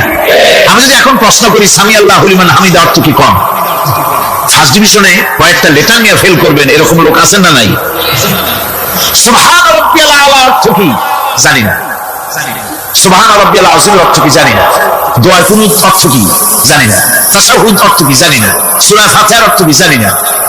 এমন কি উযুর মধ্যে কয়টা ফরজ তাও অনেকে জানা নাই। কথা কি বেশি বললাম না ঠিক বলছি? একজনে জিজ্ঞেস করলো, মিয়া উযুতে কয় ফরজ? হুজুর কি মনে করেন যে বুঝি জানি না? এটা সাধারণ ব্যাপার, বলেন না কয় ফরজ? উযুতে তো 17 ফরজ। কি কি কয়? হাত ধোয়া, পাও ধোয়া, মুখ ধোয়া, নাক ধোয়া, চোখ ধোয়া, জিহ্বা ধোয়া, মাথা ধোয়া। বলতে বলতে গুনে দেখা গেল প্রায় 19টার মতো বলছে। বলা হলো, মিয়া বললেন আপনি উযুতে ফরজ 17টা, কইলেন আপনি 19টা। কয় হুজুর জানি, আরো বলি না আপনাদের ভয়তে। উযু জানে না, নামাজ জানে না, তাকে এই নামাজ কেমনে ফিরাবে অন্যায় কাজ থেকে? কথা বুঝতে পেরেছেন? নামাজ আল্লাহু আকবার বললাম, এরপরে সানা পড়লাম, তারপরে সূরা ফাতিহা পড়লাম। সূরা ফাতিহার ভিতরে যে সমস্ত কথাগুলি বললাম সেই কথাগুলি বুঝি না, কি বলেছি তাও জানি না। এরপরে সুবহান রাব্বিয়াল আলা বলেছি, সুবহান রাব্বিয়াল আযীম বলেছি, সামি আল্লাহু লিমান হামিদা বলেছি, অর্থ কি জানি না। আল্লাহ তা শুনতে পান, যে ব্যক্তি আল্লাহর প্রশংসা করেন তিনি তা শুনতে পান। নামাজের মধ্যে আইডিয়া দেওয়া হচ্ছে, তুমি যে আল্লাহর জন্য নামাজ পড়তেছো, প্রশংসা করতেছো, এটা এমন নয় যে আল্লাহ পাক দেখছেন না বা শুনতেছেন না। তুমি যা বলতেছো, প্রশংসা করতেছো, আল্লাহ পাক তা শুনতে পাচ্ছেন। সামি আল্লাহু লিমান হামিদা, সুবহান রাব্বিয়াল আলা। আমি মহান সর্বশ্রেষ্ঠ আল্লাহ রাব্বুল আলামিনের পবিত্রতা ঘোষণা করছি, আমি তার প্রশংসা করছি।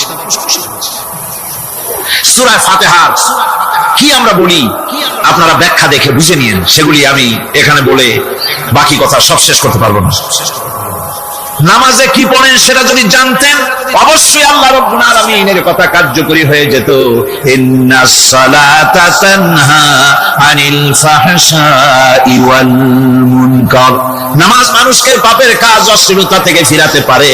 আল্লাহ ইন্না বসাইছেন, নিশ্চয়ই, বেশক, অবশ্যই নামাজ পাপ থেকে ফিরাবে।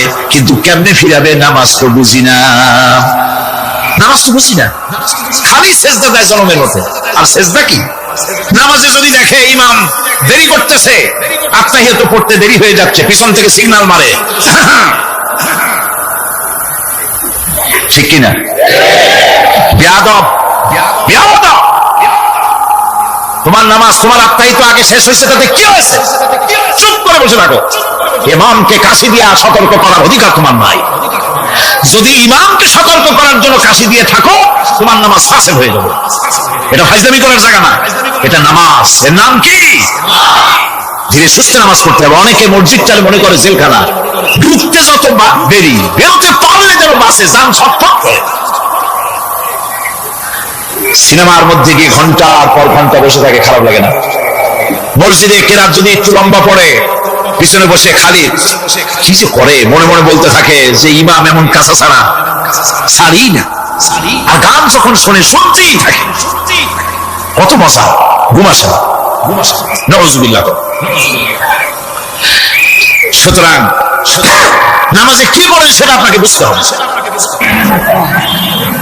সঠিকভাবে নামাজ পড়ার পরও যদি কোন মানুষের সঠিকভাবে, ভালো করে শোনেন, সঠিকভাবে নামাজ পড়ার পরেও যদি কোনো মানুষ পাপের থেকে না ফেরে, তাহলে বুঝতে হবে একথা, পানি আর সাবান দিয়া কাপড় ধুলে কাপড়ের ময়লা যাবে, কিন্তু পানি আর সাবান দিয়া কয়লা জনমের মতো ধুইলেও কয়লার ময়লা যাবে না। কথা বুঝে আসছে? এর থেকে আর উত্তম দৃষ্টান্ত আমার কাছে নাই। নামাজ পড়ার পরেও যদি চরিত্র ভালো না হয়, বুঝতে হবে নামাজ হচ্ছে না, কাঙ্ক্ষিত মানের নামাজ আদায় হচ্ছে না। আল্লাহর নবী বলেছেন, যার নামাজ পাপ কাজ হতে ফিরাতে পারলো না, তার নামাজ নামাজি নয়। আবার শুনুন, রাসূল বলছেন, যার নামাজ তাকে পাপের কাছ থেকে ফিরাতে পারলো না, তার নামাজ নামাজ নয়। ওইটা নামাজ হয় নাই, যার জন্য তার পাপ থেকে তারা ফিরাইতে পারছে না। আর কিয়ামতের দিন বেনামাজিরা সবচেয়ে বেশি অপমানিত হবে। সবচেয়ে বেশি অপমানিত হবে কারা? বেনামাজিরা। কিভাবে? يوم يكشف عن ساق ويدعون إلى السجود فلا يستطيعون। সেদিন কঠিন সময় আল্লাহ রাব্বুল আলামিন লোকদেরকে সিজদা করার জন্য বলবেন, কিন্তু যারা বেনামাজি ছিল দুনিয়ায়, তারা সিজদা দিতে পারবে না। বলেন নাউযুবিল্লাহ। অবস্থাটা কি হবে? খাশিআতান আবসারুহুম তারহাকুহুম যিল্লাহ। তাদের দৃষ্টি নিচু হবে, লাঞ্ছনা এবং অপমান তাদের উপরে চেপে বসবে, সিজদা দিতে পারবে না। আল্লাহ আমাদেরকে ক্ষমা করুন। কিয়ামতের দিন হযরত আদম আলাইহিস সালাম থেকে শুরু করে পৃথিবীর সমস্ত মানুষের সামনে আল্লাহ রাব্বুল আলামিন সিজদা করার জন্য অর্ডার করবেন। যারা নাকি বেনামাজি, ওরা আল্লাহর দরবারে সেদিন সিজদা দিতে পারবে না, লাঞ্ছিত অপমানিত হবে। জোরে বলেন নাউযুবিল্লাহ। নামাজ, মুমিনের নামাজ একরকম, মুনাফিকের নামাজ হলো আর এক রকম। মুনাফিকরাও নামাজ পড়ে, পড়ে কিনা কোন? মুনাফিকেরাও নামাজ পড়ে। মুনাফিকেরা যখন নামাজ পড়তে যায়, আল্লাহ রাব্বুল আলামিন বলতেছেন, ওয়া ইযা কামু ইলাস সালাতি কামু কুসালা। মুনাফিকেরা যখন নামাজ পড়তে দাঁড়ায়, নামাজে আসে ঠিক তারা, কিন্তু নামাজের জন্য দাঁড়ায় খুব শৈথিল্য ভাবে, শৈথিল্য ভাবে দাঁড়ায়, কাহিল সুস্তি, এ জায়গা চুলকায়, পায়জামা ধরে টান দেয়, টুপিটা ঘুরে যায়, এদিক ওদিক তাকায়। মুনাফিকের নামাজ দেখলেই ঠিক পাওয়া যায় যে বেটা মুনাফিক। এইভাবে সে দাঁড়ায়। তার নামাজটা কি জন্য? ইউরাউনান নাস ওয়া লা ইয়াযকুরুনাল্লাহা ইল্লা কালিলা। তাদের নামাজ হচ্ছে মানুষকে দেখাবার নামাজ। নাউযুবিল্লাহ। এখন দেখবেন এই মৌসুম আসছে, নামাজের মৌসুম, বেনামাজিদের নামাজের মৌসুম। জনসভা হচ্ছে, নির্বাচন আসতেছে, নামাজে রক্ত হয়ে গেছে, তাড়াতাড়ি আজান হয়ে গেল। টুপি না থাকলে রুমাল একটা মাথায় দিল, উজু আছে কিনা আছে, আল্লাহু আকবার, যা আছে কপালে হয়ে যাক। মানুষকে দেখাবার জন্য এরা নামাজ পড়ে। এরা আল্লাহর শরণার্থে নামাজ খুব কম লোকই করে। এরা হচ্ছে মুনাফিক। দুনিয়া এবং আখিরাতে কল্যাণের জন্য একমাত্র মাধ্যম হচ্ছে নামাজ। দুনিয়া যদি কল্যাণ চাই, আখিরাতেও যদি কল্যাণ চাই, তাহলে এর জন্য কি করতে হবে? কি করতে হবে? আমার কথা নয়, আল্লাহ রাব্বুল আলামিনের কথা শুনুন।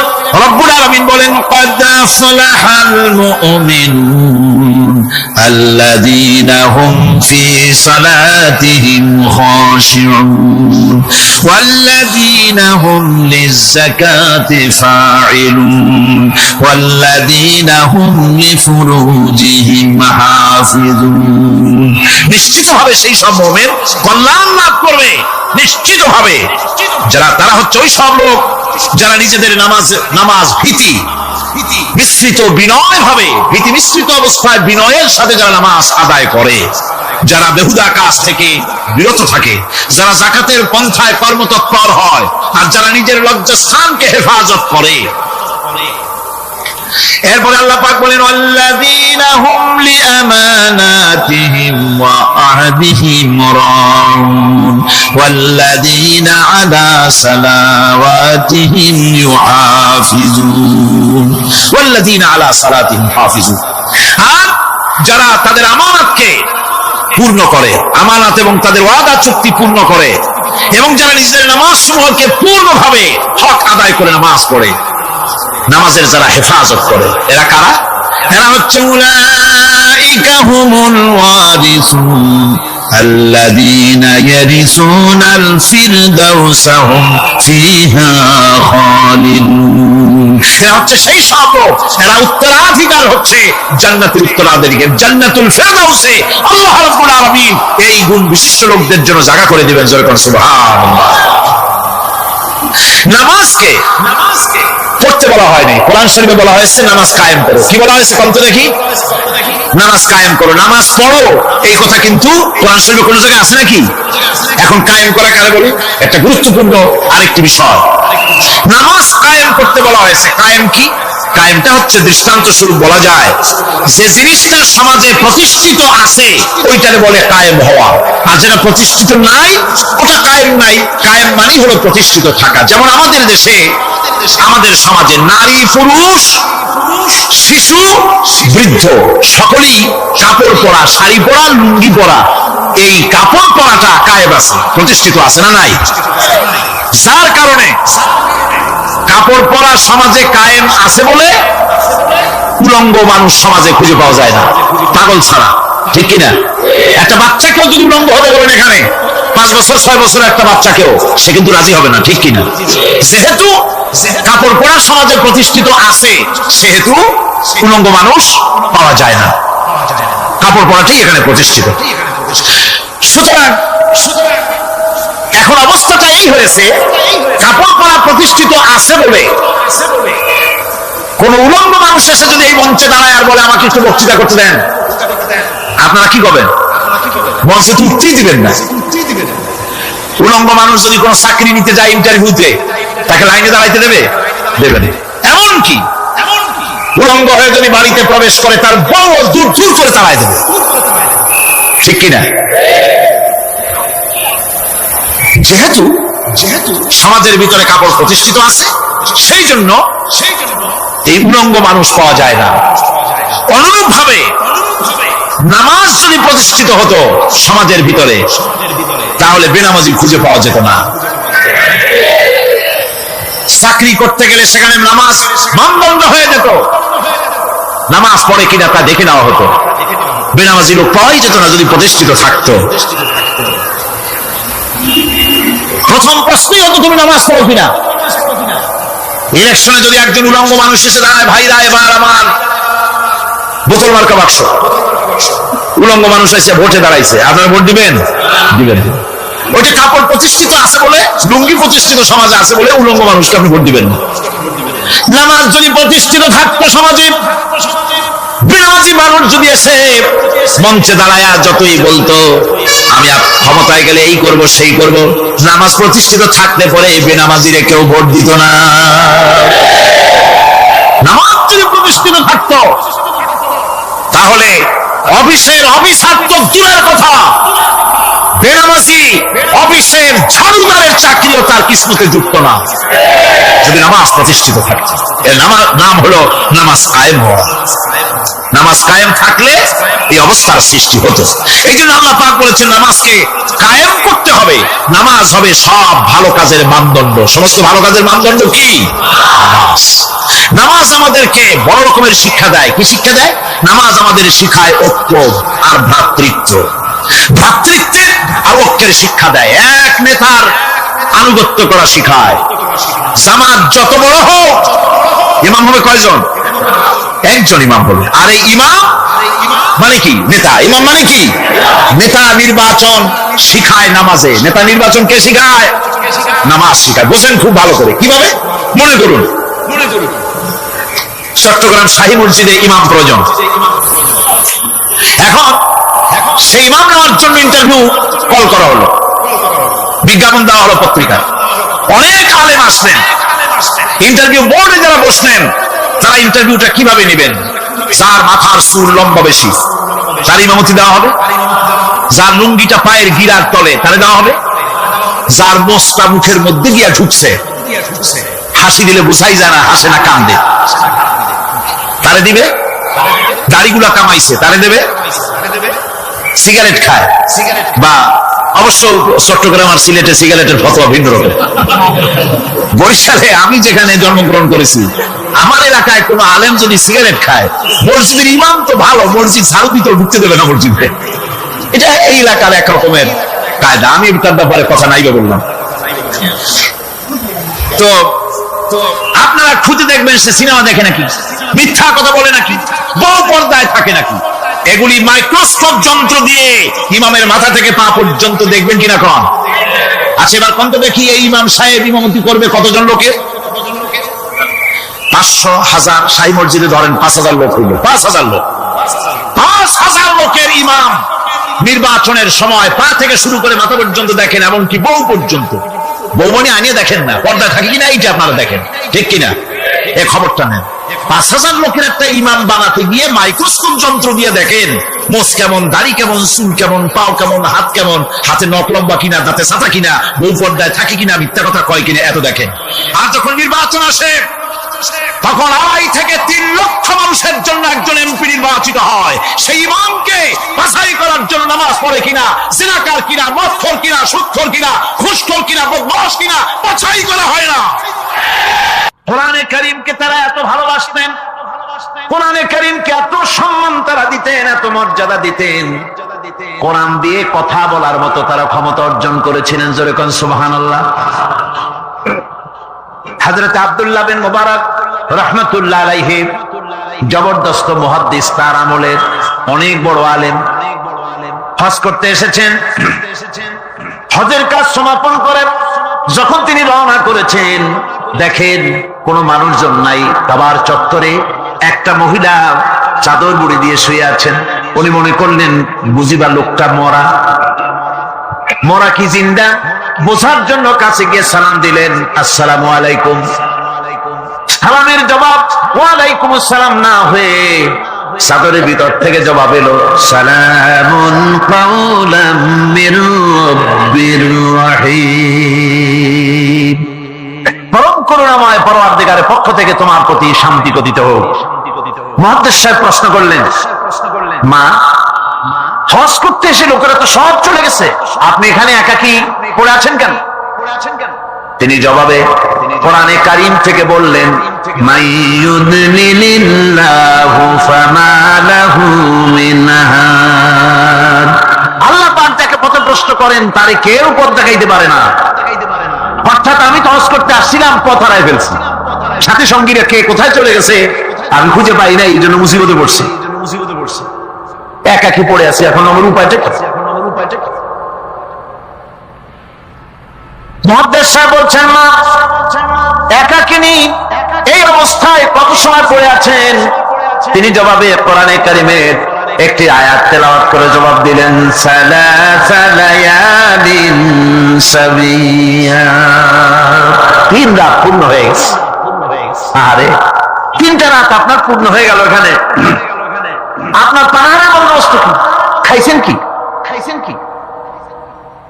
বুড়ি জবাবে কোরআনে কারীমের আয়াত পেশ করে মুহাদ্দিসের জবাব দিয়ে দিলেন, আল্লাযী হুয়া ইউতঈমুনি ওয়া ইয়াসকিন। ওই মহান আল্লাহ রাব্বুল আলামিন তিনি আমার পানাহারের বন্দোবস্ত করেছেন। মুহাদ্দিস সাহেব বলছেন, মা আমার কাছে কিছু খাবার আছে, আপনি দয়া করে এই খাবারটুকুন গ্রহণ করুন। বুড়ি তখন কোরআনে কারীমের একটি আয়াত পাঠ করে এই প্রস্তাবকে ডিনাই করলেন। বুড়ি পড়লেন সুম্মা আতিম্মুস সিয়ামা ইলাল লাইল, তোমাদের রোজাকে সন্ধ্যা পর্যন্ত পূর্ণ করো। এর দ্বারা বুড়ি প্রমাণ করলেন আমি তো রোজা রাখছি, কাজী সন্ধ্যা আসার আগে তো কিছু খাইতে পারবো না। মুহাদ্দিস সাহেব বলছেন বুড়িমা, এটা যখন রমজান মুবারকের মাস নয়, আপনি বোধহয় নফল রোজায় রেখেছেন, সফরের হালতে ফরজ রোজাও তো ছেড়ে দেওয়া যায়। আপনি কি খাইছেন না খাইছেন, আপনি আমার এই খাবারগুলি খান, রোজা ভাঙলে অসুবিধা হবে না? নফল রোজা ভাঙলে অসুবিধা কি?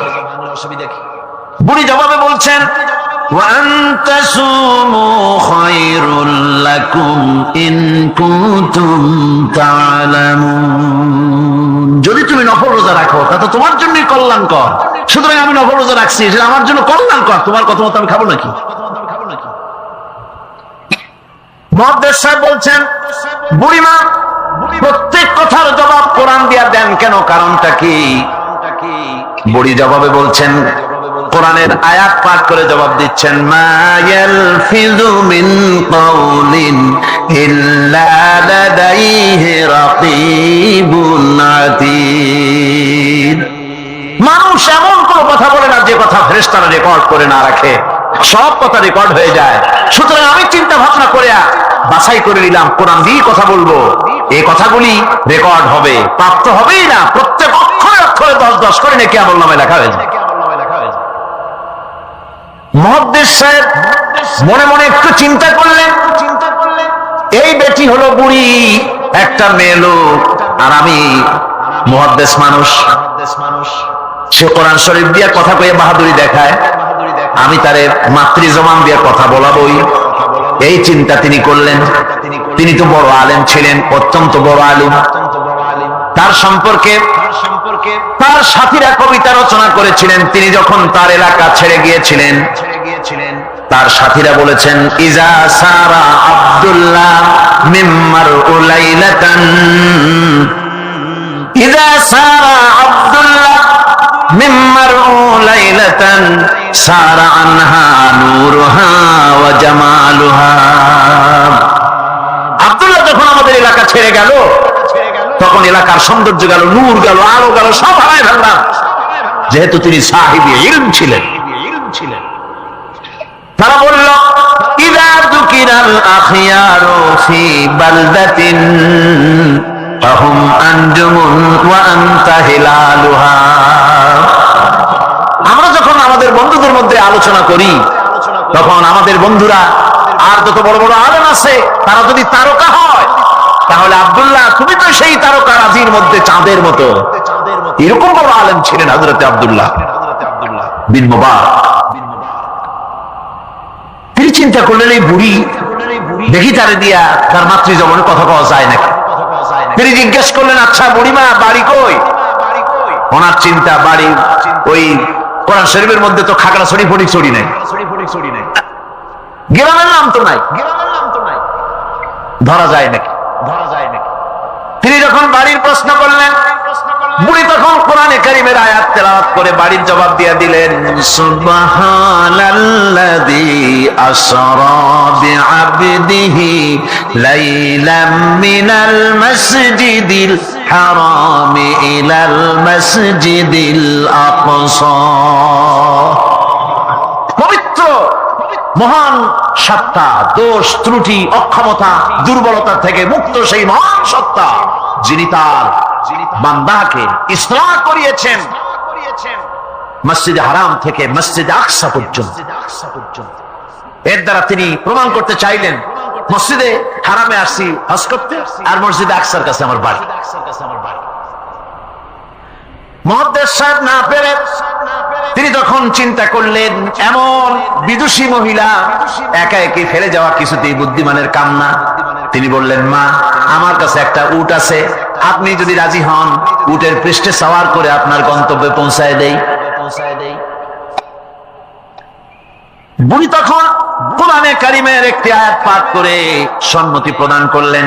তিনি পড়লেন, ওয়া ইন তাফআলু মিন খায়রিন ইয়ালামুহুল্লাহ যদি তুমি কোনো ভালো কাজ করো অবশ্যই আল্লাহ তা জানবেন এবং এর জন্য উত্তম ভাবে আল্লাহ পাক তোমাকে পুরস্কৃত করবেন। তার মানে হলো পথ হারা মানুষকে পথ দেখানো নিশ্চয়ই ভালো কাজ। তুমি একটা ভালো প্রস্তাব করছো। মুহাদ্দিস সাহেব বললেন, মা আমার এই উটের উপরে আপনি আরোহণ করুন। বুড়ি উটের উপরে আরোহণ করতে যাচ্ছেন, হঠাৎ লক্ষ্য করে দেখছেন মুহাদ্দিস সাহেব তার দিকে তাকায় আছেন। বুড়ি তখন কোরআনে কারিমের একটি আয়াত তেলাওয়াত করলেন, কুল্লিল মুমিনিনা ইয়াগুদ্দু মিন আবসারিহিম। মানবী মুমিন মানুষদেরকে, মুমিন বান্দাদেরকে বলুন তারা যেন তাদের চক্ষুকে পরনারী থেকে নিম্নগামী করে। বুড়ি এই আয়াত দ্বারা বলতে চাইলেন, মুহাদ্দিস সাহেব আমি বুড়ি মানুষ, উঠে সাওয়ার হতে গিয়ে না জানি বেসতর্ক হয়ে যেতে পারি, চক্ষুকে নিম্নগামী করেন। সুবহানাল্লাহ। উটের রশি টেনে টেনে যখন তারা পৌঁছে গেলেন তিনি জিজ্ঞেস করলেন, আপনার কি কোনো ছেলে মেয়ে আছে নাকি? বুড়ি জবাবে বললেন, আল মালু ওয়াল বানুনা জিনাতুল হায়াতুদ দুনিয়া। মাল এবং সন্তান সন্ততি এগুলি হচ্ছে দুনিয়ার সুখ সৌন্দর্য। আল্লাহ পাক এটা আল্লাহর নিয়ামত। তার মানে নিয়ামত থেকে আল্লাহ আমাকে বঞ্চিত করেন নাই। ছেলে মেয়ে আছে। মুহাদ্দিস সাহেব প্রশ্ন করলেন, ছেলে মেয়ে যদি থাকে তাহলে তাদের নাম কি? আটকাবার আটটা বুদ্ধি, যেহেতু সব নাম তো কোরআন শরীফে নাই। বুড়ি শেখাম আগেই সেরে রেখেছে। বুড়ি কোরআনে কারিমের আয়াত পাঠ করে ছেলেদের নাম বলে দিলেন, ইয়া ইয়াহিয়া খুদিল কিতাবা বিকুওয়া ওয়া কাল্লামাল্লাহু মূসা তাকলীমা ওয়াত্তাখাযাল্লাহু ইব্রাহিমা খলীলা। যথাক্রমে তিনটে আয়াত তেলাওয়াত করে তিনটা নাম বললেন, ইয়াহিয়া, ইব্রাহিম, মুসা আর ছেলে। সুবহানাল্লাহ ওয়া বিহামদিহি। আরে কপাল পোড়া মুসলমান, এই মুসলমানেরা এখনকার যুগে ছেলেদের নাম রাখে বল্টু, শান্টু, তারপরে বাংলার আরবি মিশায়া শুভ রহমান, কৌশিক আহমদ, সাগর হোসেন, বাতাস খাতুন, অক্সিজেন বেগম। কি যে আশ্চর্য নাম শুরু হয়ে গেছে। আমার বন্ধুগণ, নাম রাখবেন, সন্তান হলে পরে মা বাপের উপরে হক যেন সন্তানদের ভালো ভালো নাম রাখে। এটা মা বাপের হক, ওয়াজিব, ভালো নাম রাখা। এবার বুড়ি বাড়ি পৌঁছে গেলেন, ছেলেরা সব দৌড়ে এলো। মুহাদ্দিস সাহেব আর কথা বলার সাহস পেলেন না, চুপ করে খাড়া হয়ে আছেন। ছেলেদেরকে বুড়ি তখন নিজের থেকে কিছু টাকা পয়সা বার করে ছেলেদের বললেন, ফাবাআসু আহাদাকুম বিওয়ারিকিকুম হাযিহি ইলাল মাদিনা। এই রৌপ্য মুদ্রাগুলি নিয়ে যাও এবং বাজার থেকে কিছু উত্তম খাদ্য সামগ্রী কিনে আনো। বাজার থেকে খাদ্য সামগ্রী আনিয়া প্লেটে সাজাইয়া মুহাদ্দিস সাহেবের সামনে রাখে বুড়ি বলতেছে, কুলু ওয়াশরাবু হানিয়াম বিমা আসলাফতুম ফিল আইয়ামিল খালিয়া।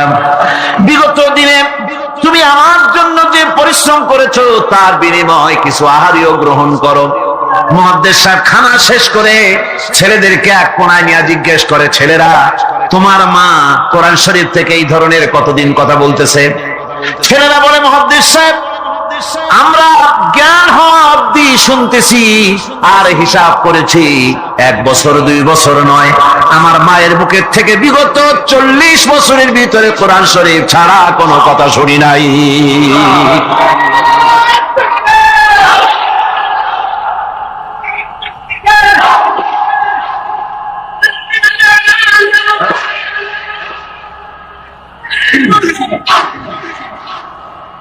কোরআনে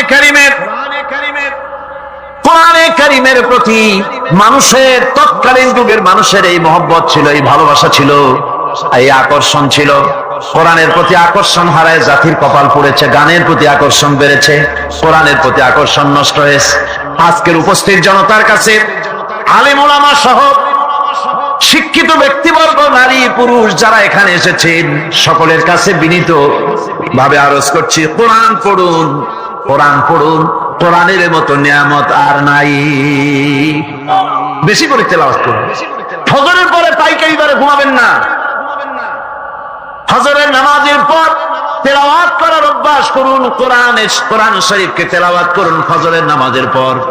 তাহাজ্জুদের অভ্যাস করুন, তাহাজ্জুদের নামাজ পড়ে কোরআন শরীফ তেলাওয়াত করেন। কোরআন তেলাওয়াত করার মানে হলো আল্লাহ রাব্বুল আলামিনের সঙ্গে কথা বলা। সুবহানাল্লাহ। কোরআন তেলাওয়াত মানে হলো আল্লাহর সঙ্গে কথা বলা, আর হাদিস পড়ার অর্থ হলো নবীজির সঙ্গে কথা বলা। কত বড় নিয়ামত আল্লাহ আমাদের দিলেন। কপাল পড়া জাতি সেই নিয়ামতকে ভুলে গেছে। কোরআন শরীফ পড়ুন, কোরআন বুঝুন, কোরআন আমল করুন। আল্লাহ রাব্বুল আলামিন ভাগ্য খুলে দেবে, ভাগ্য খুলে দেবেন। দেশে শান্তি আসবে, বরকত আসবে, রহমত আসবে।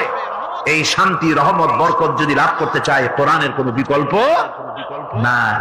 সকলকে দাওয়াত দেই, সব মানুষ আজকে যত লোক এসেছেন সকলকে আল্লাহ পাক কোরআন সহি করে তেলাওয়াত করার তৌফিক আল্লাহ পাক আমাদেরকে দান করুন। কোরআন শরীফ সহি ভাবে বোঝার তৌফিক আমাদের দিন। কোরআন অনুযায়ী জীবন চালাবার তৌফিক আল্লাহ পাক আমাদের দান করুন। কবি বলছেন, সবক পড়ে ফির सदाकत का, अदालत का, शुजाअत का। सबक पढ़ फिर सदाकत का, अदालत का, शुजाअत का। लिया जाएगा काम तुझसे दुनिया की इमामत का। কোরআন থেকে আরেকবার বীরত্ব, সততা, ন্যায়নিষ্ঠা আর ন্যায় বিচারের শিক্ষা গ্রহণ করে দুনিয়ায় যদি তুমি ঝাঁপায় পড়তে পারো, তাহলে এই পৃথিবীর নেতৃত্ব আবার তোমার হাতে আল্লাহ রাব্বুল আলামিন ফিরাইয়া দিবেন। হারানো মর্যাদা আবার ফিরে আসবে। এই পৃথিবীতে তো আমরা ছিলাম। وَكَذَلِكَ جَعَلْنَاكُمْ أُمَّةً وَسَطًا لِتَكُونُوا شُهَدَاءَ عَلَى النَّاسِ। এইভাবে পৃথিবীর মধ্যে আমি তোমাদেরকে মধ্যমপন্থী উম্মত হিসেবে সৃষ্টি করেছি। তোমরা হবে দুনিয়ার সাক্ষী। তোমরা কি দুনিয়ার সাক্ষী? কন্যাকার জোরে সরে। রোজার মাস এখনো দেরি আছে। আমার মনে হয় যে আপনারা রোজা রাখাই শুরু করছেন। ইফতারও করেন নাই, সেহেরু কপালে জোটে নেই। কথা কইবেন পুরুষের মতো ঠাস ঠাস করে।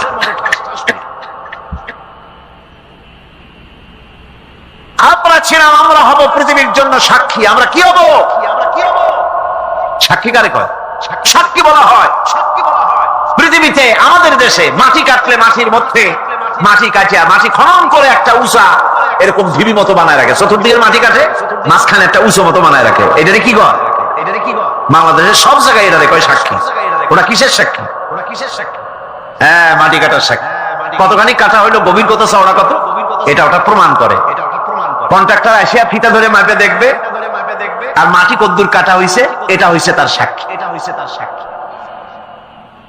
আল্লাহ রাব্বুল আলামিন বলছেন, আমি তোমাদের দুনিয়ার মানুষের জন্য সাক্ষী বানাইলাম। মুসলমানেরা তোমরা সাক্ষী। তার মানে তোমার মাথায় ফিতা ধরে আমেরিকা, ব্রিটেন, জার্মান, জাপান, দুনিয়ার সুপার পাওয়ার তোমরা যাদের বলো, দুনিয়ার সব শক্তিগুলি তোমার মাথায় ফিতা ধরে মেপে তোমার সাথে প্রতিযোগিতা করবে। অর্থনীতিতে, রাজনীতিতে, সমাজনীতিতে, ভদ্রতায়, শিষ্টাচারে, মানবতায়, সব দিক থেকে তোমার সমান হওয়ার জন্য দুনিয়া তোমার সাথে প্রতিযোগিতা করবে।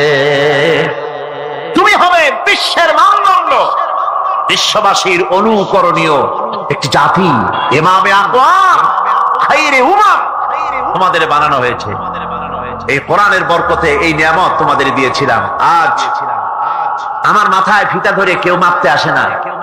আমি অন্যদের ফিতা, অন্যদের মাথায় ফিতা ধরে মাপিয়া দেখতে চাই ওদের মতো বেহায়া হইতে পারলাম কিনা, ওদের মতো কপাল পোড়া হইতে পারলাম কিনা, ওদের মতো আমার নারীরা স্বাধীনতা বিবর্জিত হয়ে রাস্তায় চলতে পারলো কিনা, নাচে গানে চিৎকারে ফাল মারায় ওদের মতো হইতে পারলাম কিনা। সন্ত্রাস, চাঁদাবাজ, মাস্তানি, শয়তানি, ওজনে কম, খাদ্যে ভেজাল, হাবিজাবি করিয়া দুনিয়ার সাথে প্রতিযোগিতা করে মুসলমানেরা এখন রানার সাফ হয়ে আছে। হায় রে কপাল পোড়া জাতি। অথচ এই জাতিকে আল্লাহ পাক বলেছেন শ্রেষ্ঠ জাতি। শ্রেষ্ঠ জাতি কোরআন ছেড়ে দিয়ে আজ কপাল পড়েছে। এই পোড়া কপাল কি জোড়া লাগাতে চান? এই পোড়া কপাল জোড়া লাগাইতে হইলে কোরআনের শিক্ষা নিতে হবে। একদিন তো এমন ছিল, একদিন মুসলমানদের অবস্থা এমন ছিল, পুরুষ তো দূরের কথা, মহিলারা পর্যন্ত কোরআনে কারিমের উপরে অধ্যাপনা করতেন, মুফাসসির ছিলেন, কোরআনে কারিম দিয়ে তারা কথাও বলতে পারতেন। সুবহানাল্লাহ। হযরত আয়েশা সিদ্দিকা রাদিয়াল্লাহু তাআলা আনহা হাজার হাজার সাহাবায়ে কেরামদের ওস্তাদ ছিলেন। সুবহানাল্লাহ। পুরুষ তো দূরের কথা, মহিলাদেরও এমন অবস্থা ছিল। সূরা আন-নামলের মধ্যে দেখুন হযরত সুলাইমান আলাইহিস সালাম যখন হুদহুদের মাধ্যমে চিঠি পাঠাইছিলেন কার কাছে? রানী বিলকিসের কাছে। রানী বিলকিস তখন তার মন্ত্রী পরিষদকে বলেছিল যে কোন স্বৈরাচার যখন কোন দেশ দখল করে তখন তারা দুই দফা কাজ করে। প্রথম দফা হলো সম্মানিত লোকদেরকে বেইজ্জত করে, আর হার্স এবং নাসল, ফসল এবং মানুষকে হত্যা করে, ফসল নষ্ট করে, মানুষ হত্যা করে। এই দুই দফা কাজ করে স্বৈরাচারীরা। স্বৈরাচারীরা কয়টা কাজ করে?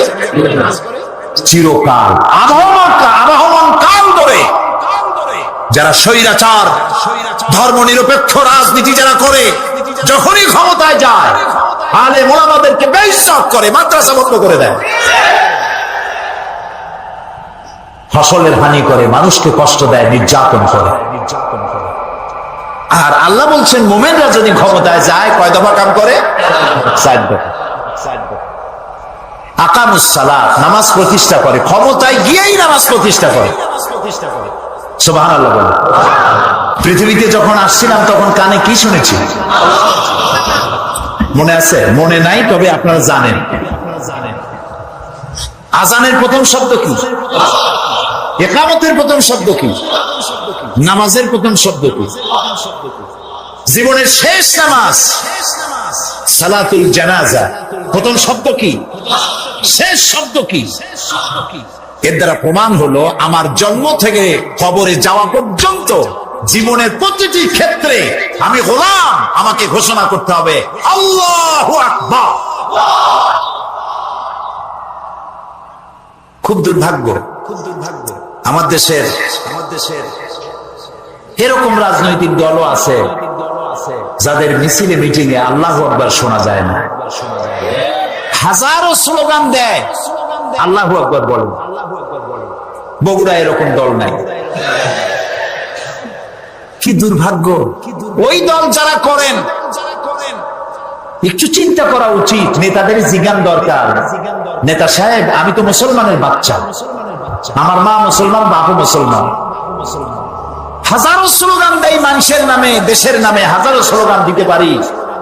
এ কোন রাজনীতি যে আল্লাহু আকবার বলা যায় না? আল্লাহ তাআলা এই অভিশপ্ত রাজনীতির হাত থেকে আমার জাতিকে রক্ষা করুন।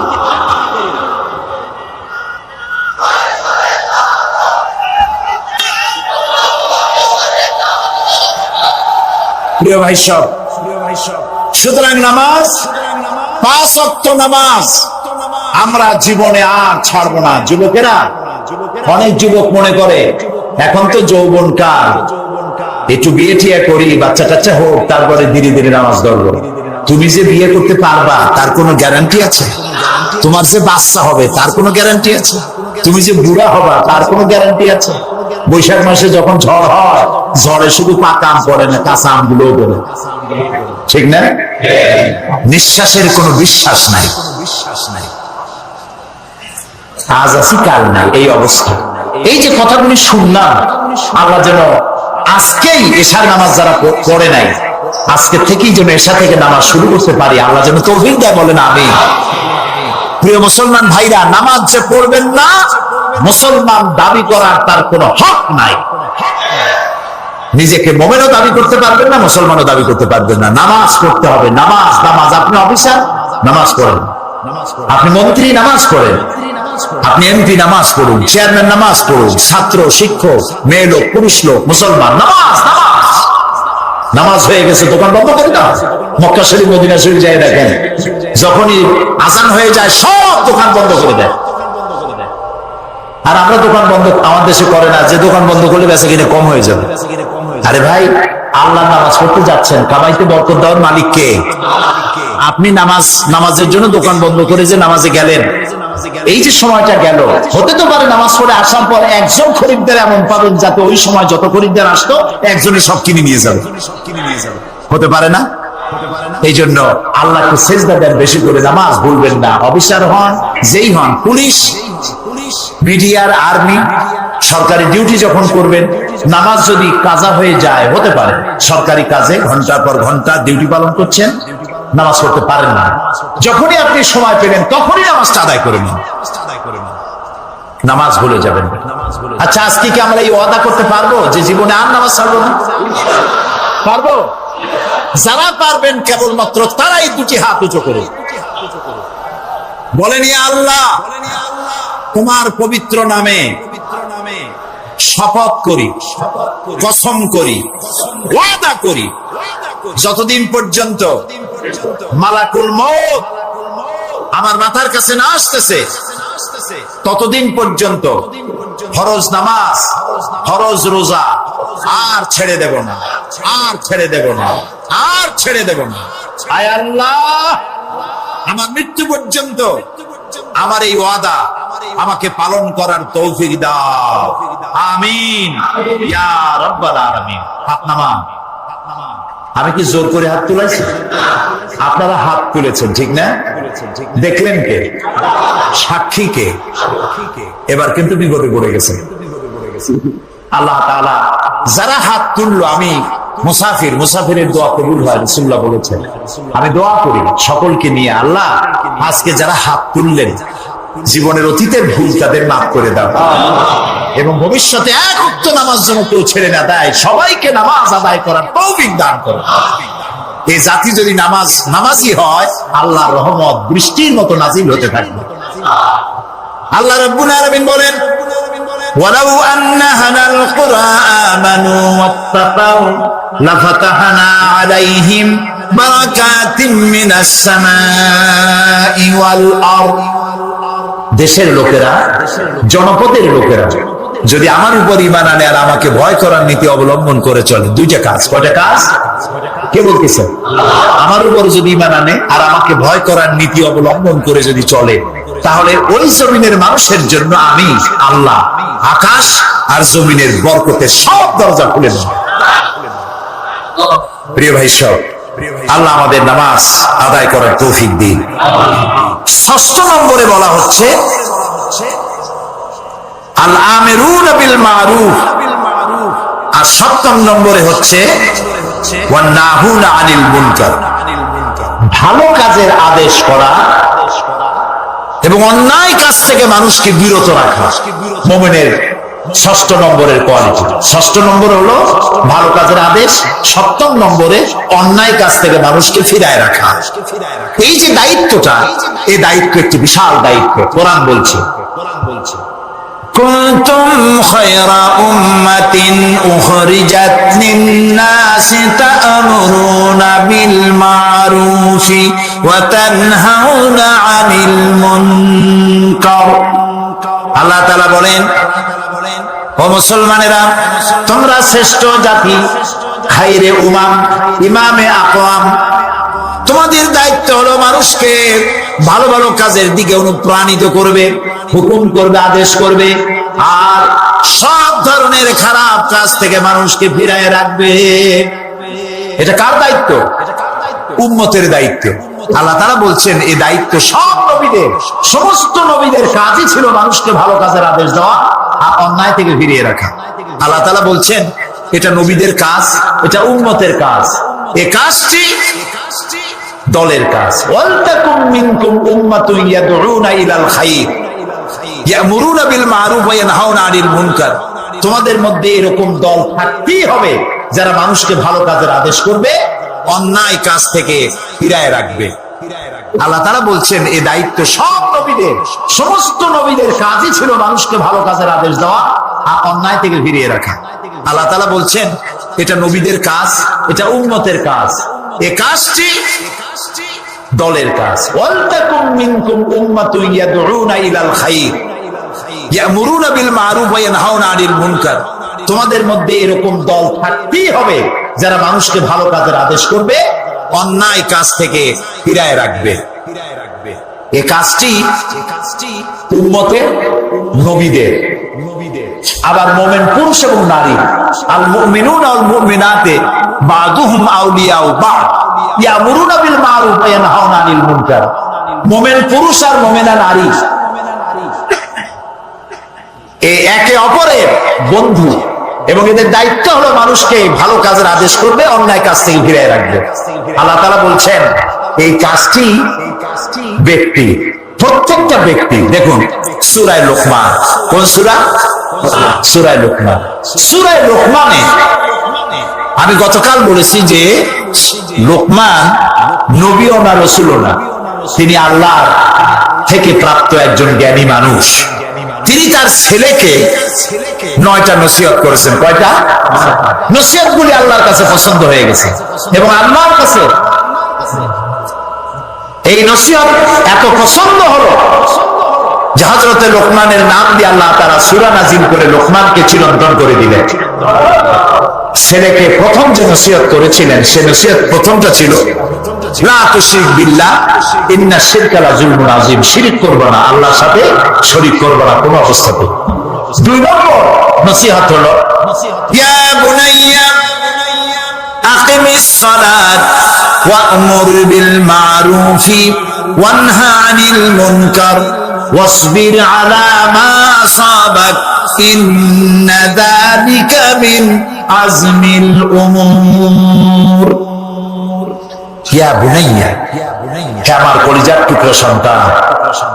আলেমরা বুঝবেন, ওলামারা বুঝবেন, এখানে ইয়া ইবনি বললে সার্থ, ইয়া ইবনি ও আমার ছেলে। তিনি বললেন কি? ইয়া বুনাইয়া। বুনাইয়া বললেন কেন? ইবনি আর বুনাইয়ার মধ্যে পার্থক্য কি? ইয়া ইবনি, ও আমার ছেলে শোনো, এটাও একটা কথা। ইয়া বুনাইয়া, ও আমার কলিজার টুকরা নয়নের পুতুলি বাবা শোনো, দুইটা কথা এক হলো না। শেষে যে দাওয়াতটা ইয়া বুনাইয়া, ও আমার কলিজার টুকরা নয়নের পুতুলি, বাপে যদি ডাক দেয় বাবা কলিজার টুকরা সোনামণি হীরামানি আসো আমার কাছে আসো বাবা, ছেলের কলিজা গলে যায়, বাপে আমার এত আদর করতেছে, বাপের কথা শোনার জন্য কান মন দিয়ে সে বসে যায়। এই জন্য দাওয়াত দিতে হবে, এর দ্বারা দাওয়াতের ট্রেনিং দেওয়া হচ্ছে। আমরা উম্মতে দাওয়াত, আমাদেরকে ট্রেনিং দেওয়া হচ্ছে। মানুষের কাছে যখন ইসলামে দাওয়াত দিবা, ভালোবাসা দিয়া, মহব্বত দিয়া, ধমকাইয়া, রাগ করিয়া পারবা না। যে পীরের মেজাজ খারাপ সে মুরিদ পাবে না, আর যে চোরের কাশি আছে চুরিও করতে পারবে না। সারা রাত কষ্ট করিয়া গোছায় গাছায়া যেই ঘরের দরজার মধ্যে ঢুকবে অমনি দিল কাশি, পিটান খাওয়া ছাড়া উপায় নেই। আর পীরের মেজাজ খারাপ, মুরিদের কাছে যাবে না। সুতরাং মানুষকে দাওয়াত দিতে হলে কোরআন থেকে। কোরআন হচ্ছে আমাদের জীবনের গাইড বুক। আলহামদুলিল্লাহ বলি। মানুষকে, মানুষের দিলকে, আপনার দেখেন অনেক জায়গায় দেখা যায় যে ছেলে পরীক্ষায় ফেল করছে, ফেল করে না। একজনে বলছিল ভাই আপনার ছেলে তো ফেল করছে, কয় আলহামদুলিল্লাহ। এটা কেমন কথা, ছেলে ফেল করলে আলহামদুলিল্লাহ কর? কই যে আমার ছেলে যে পদের, ও যে ফেল করতে পারবে এটা আমি আশা করিনি। এটা তো একটা যোগ্যতা যে ফেল করতে পারছে। ছেলে ফেল করেছে, বাপে রাগ করেছে, বাপ কথা বলে না, মায়ের কথা বলে না, বুড়ে কথা বলে না। 3 দিন 4 দিন ছেলে বাড়িতে ঠাই পায় না, মুখ মলিন হয়ে গেছে। এখন তার বন্ধু আছে, ও যেমন বল্টু, ওর বন্ধু আছে মন্টু। এই মন্টুদের সাথে মিশা বাড়িতে তো জায়গা পাইলো না, মন্টুরা জায়গা দিল, মন্টুরা জায়গা দিয়ে নিয়ে গেল সিনেমা দেখাইতে, হাবিজাবি দেখাইলো, হাবিজাবি খাওয়াইলো। আপনি মুখ কালো করে রাগ করে আপনার ছেলেটাকে সর্বনাশ করে দিয়েছেন।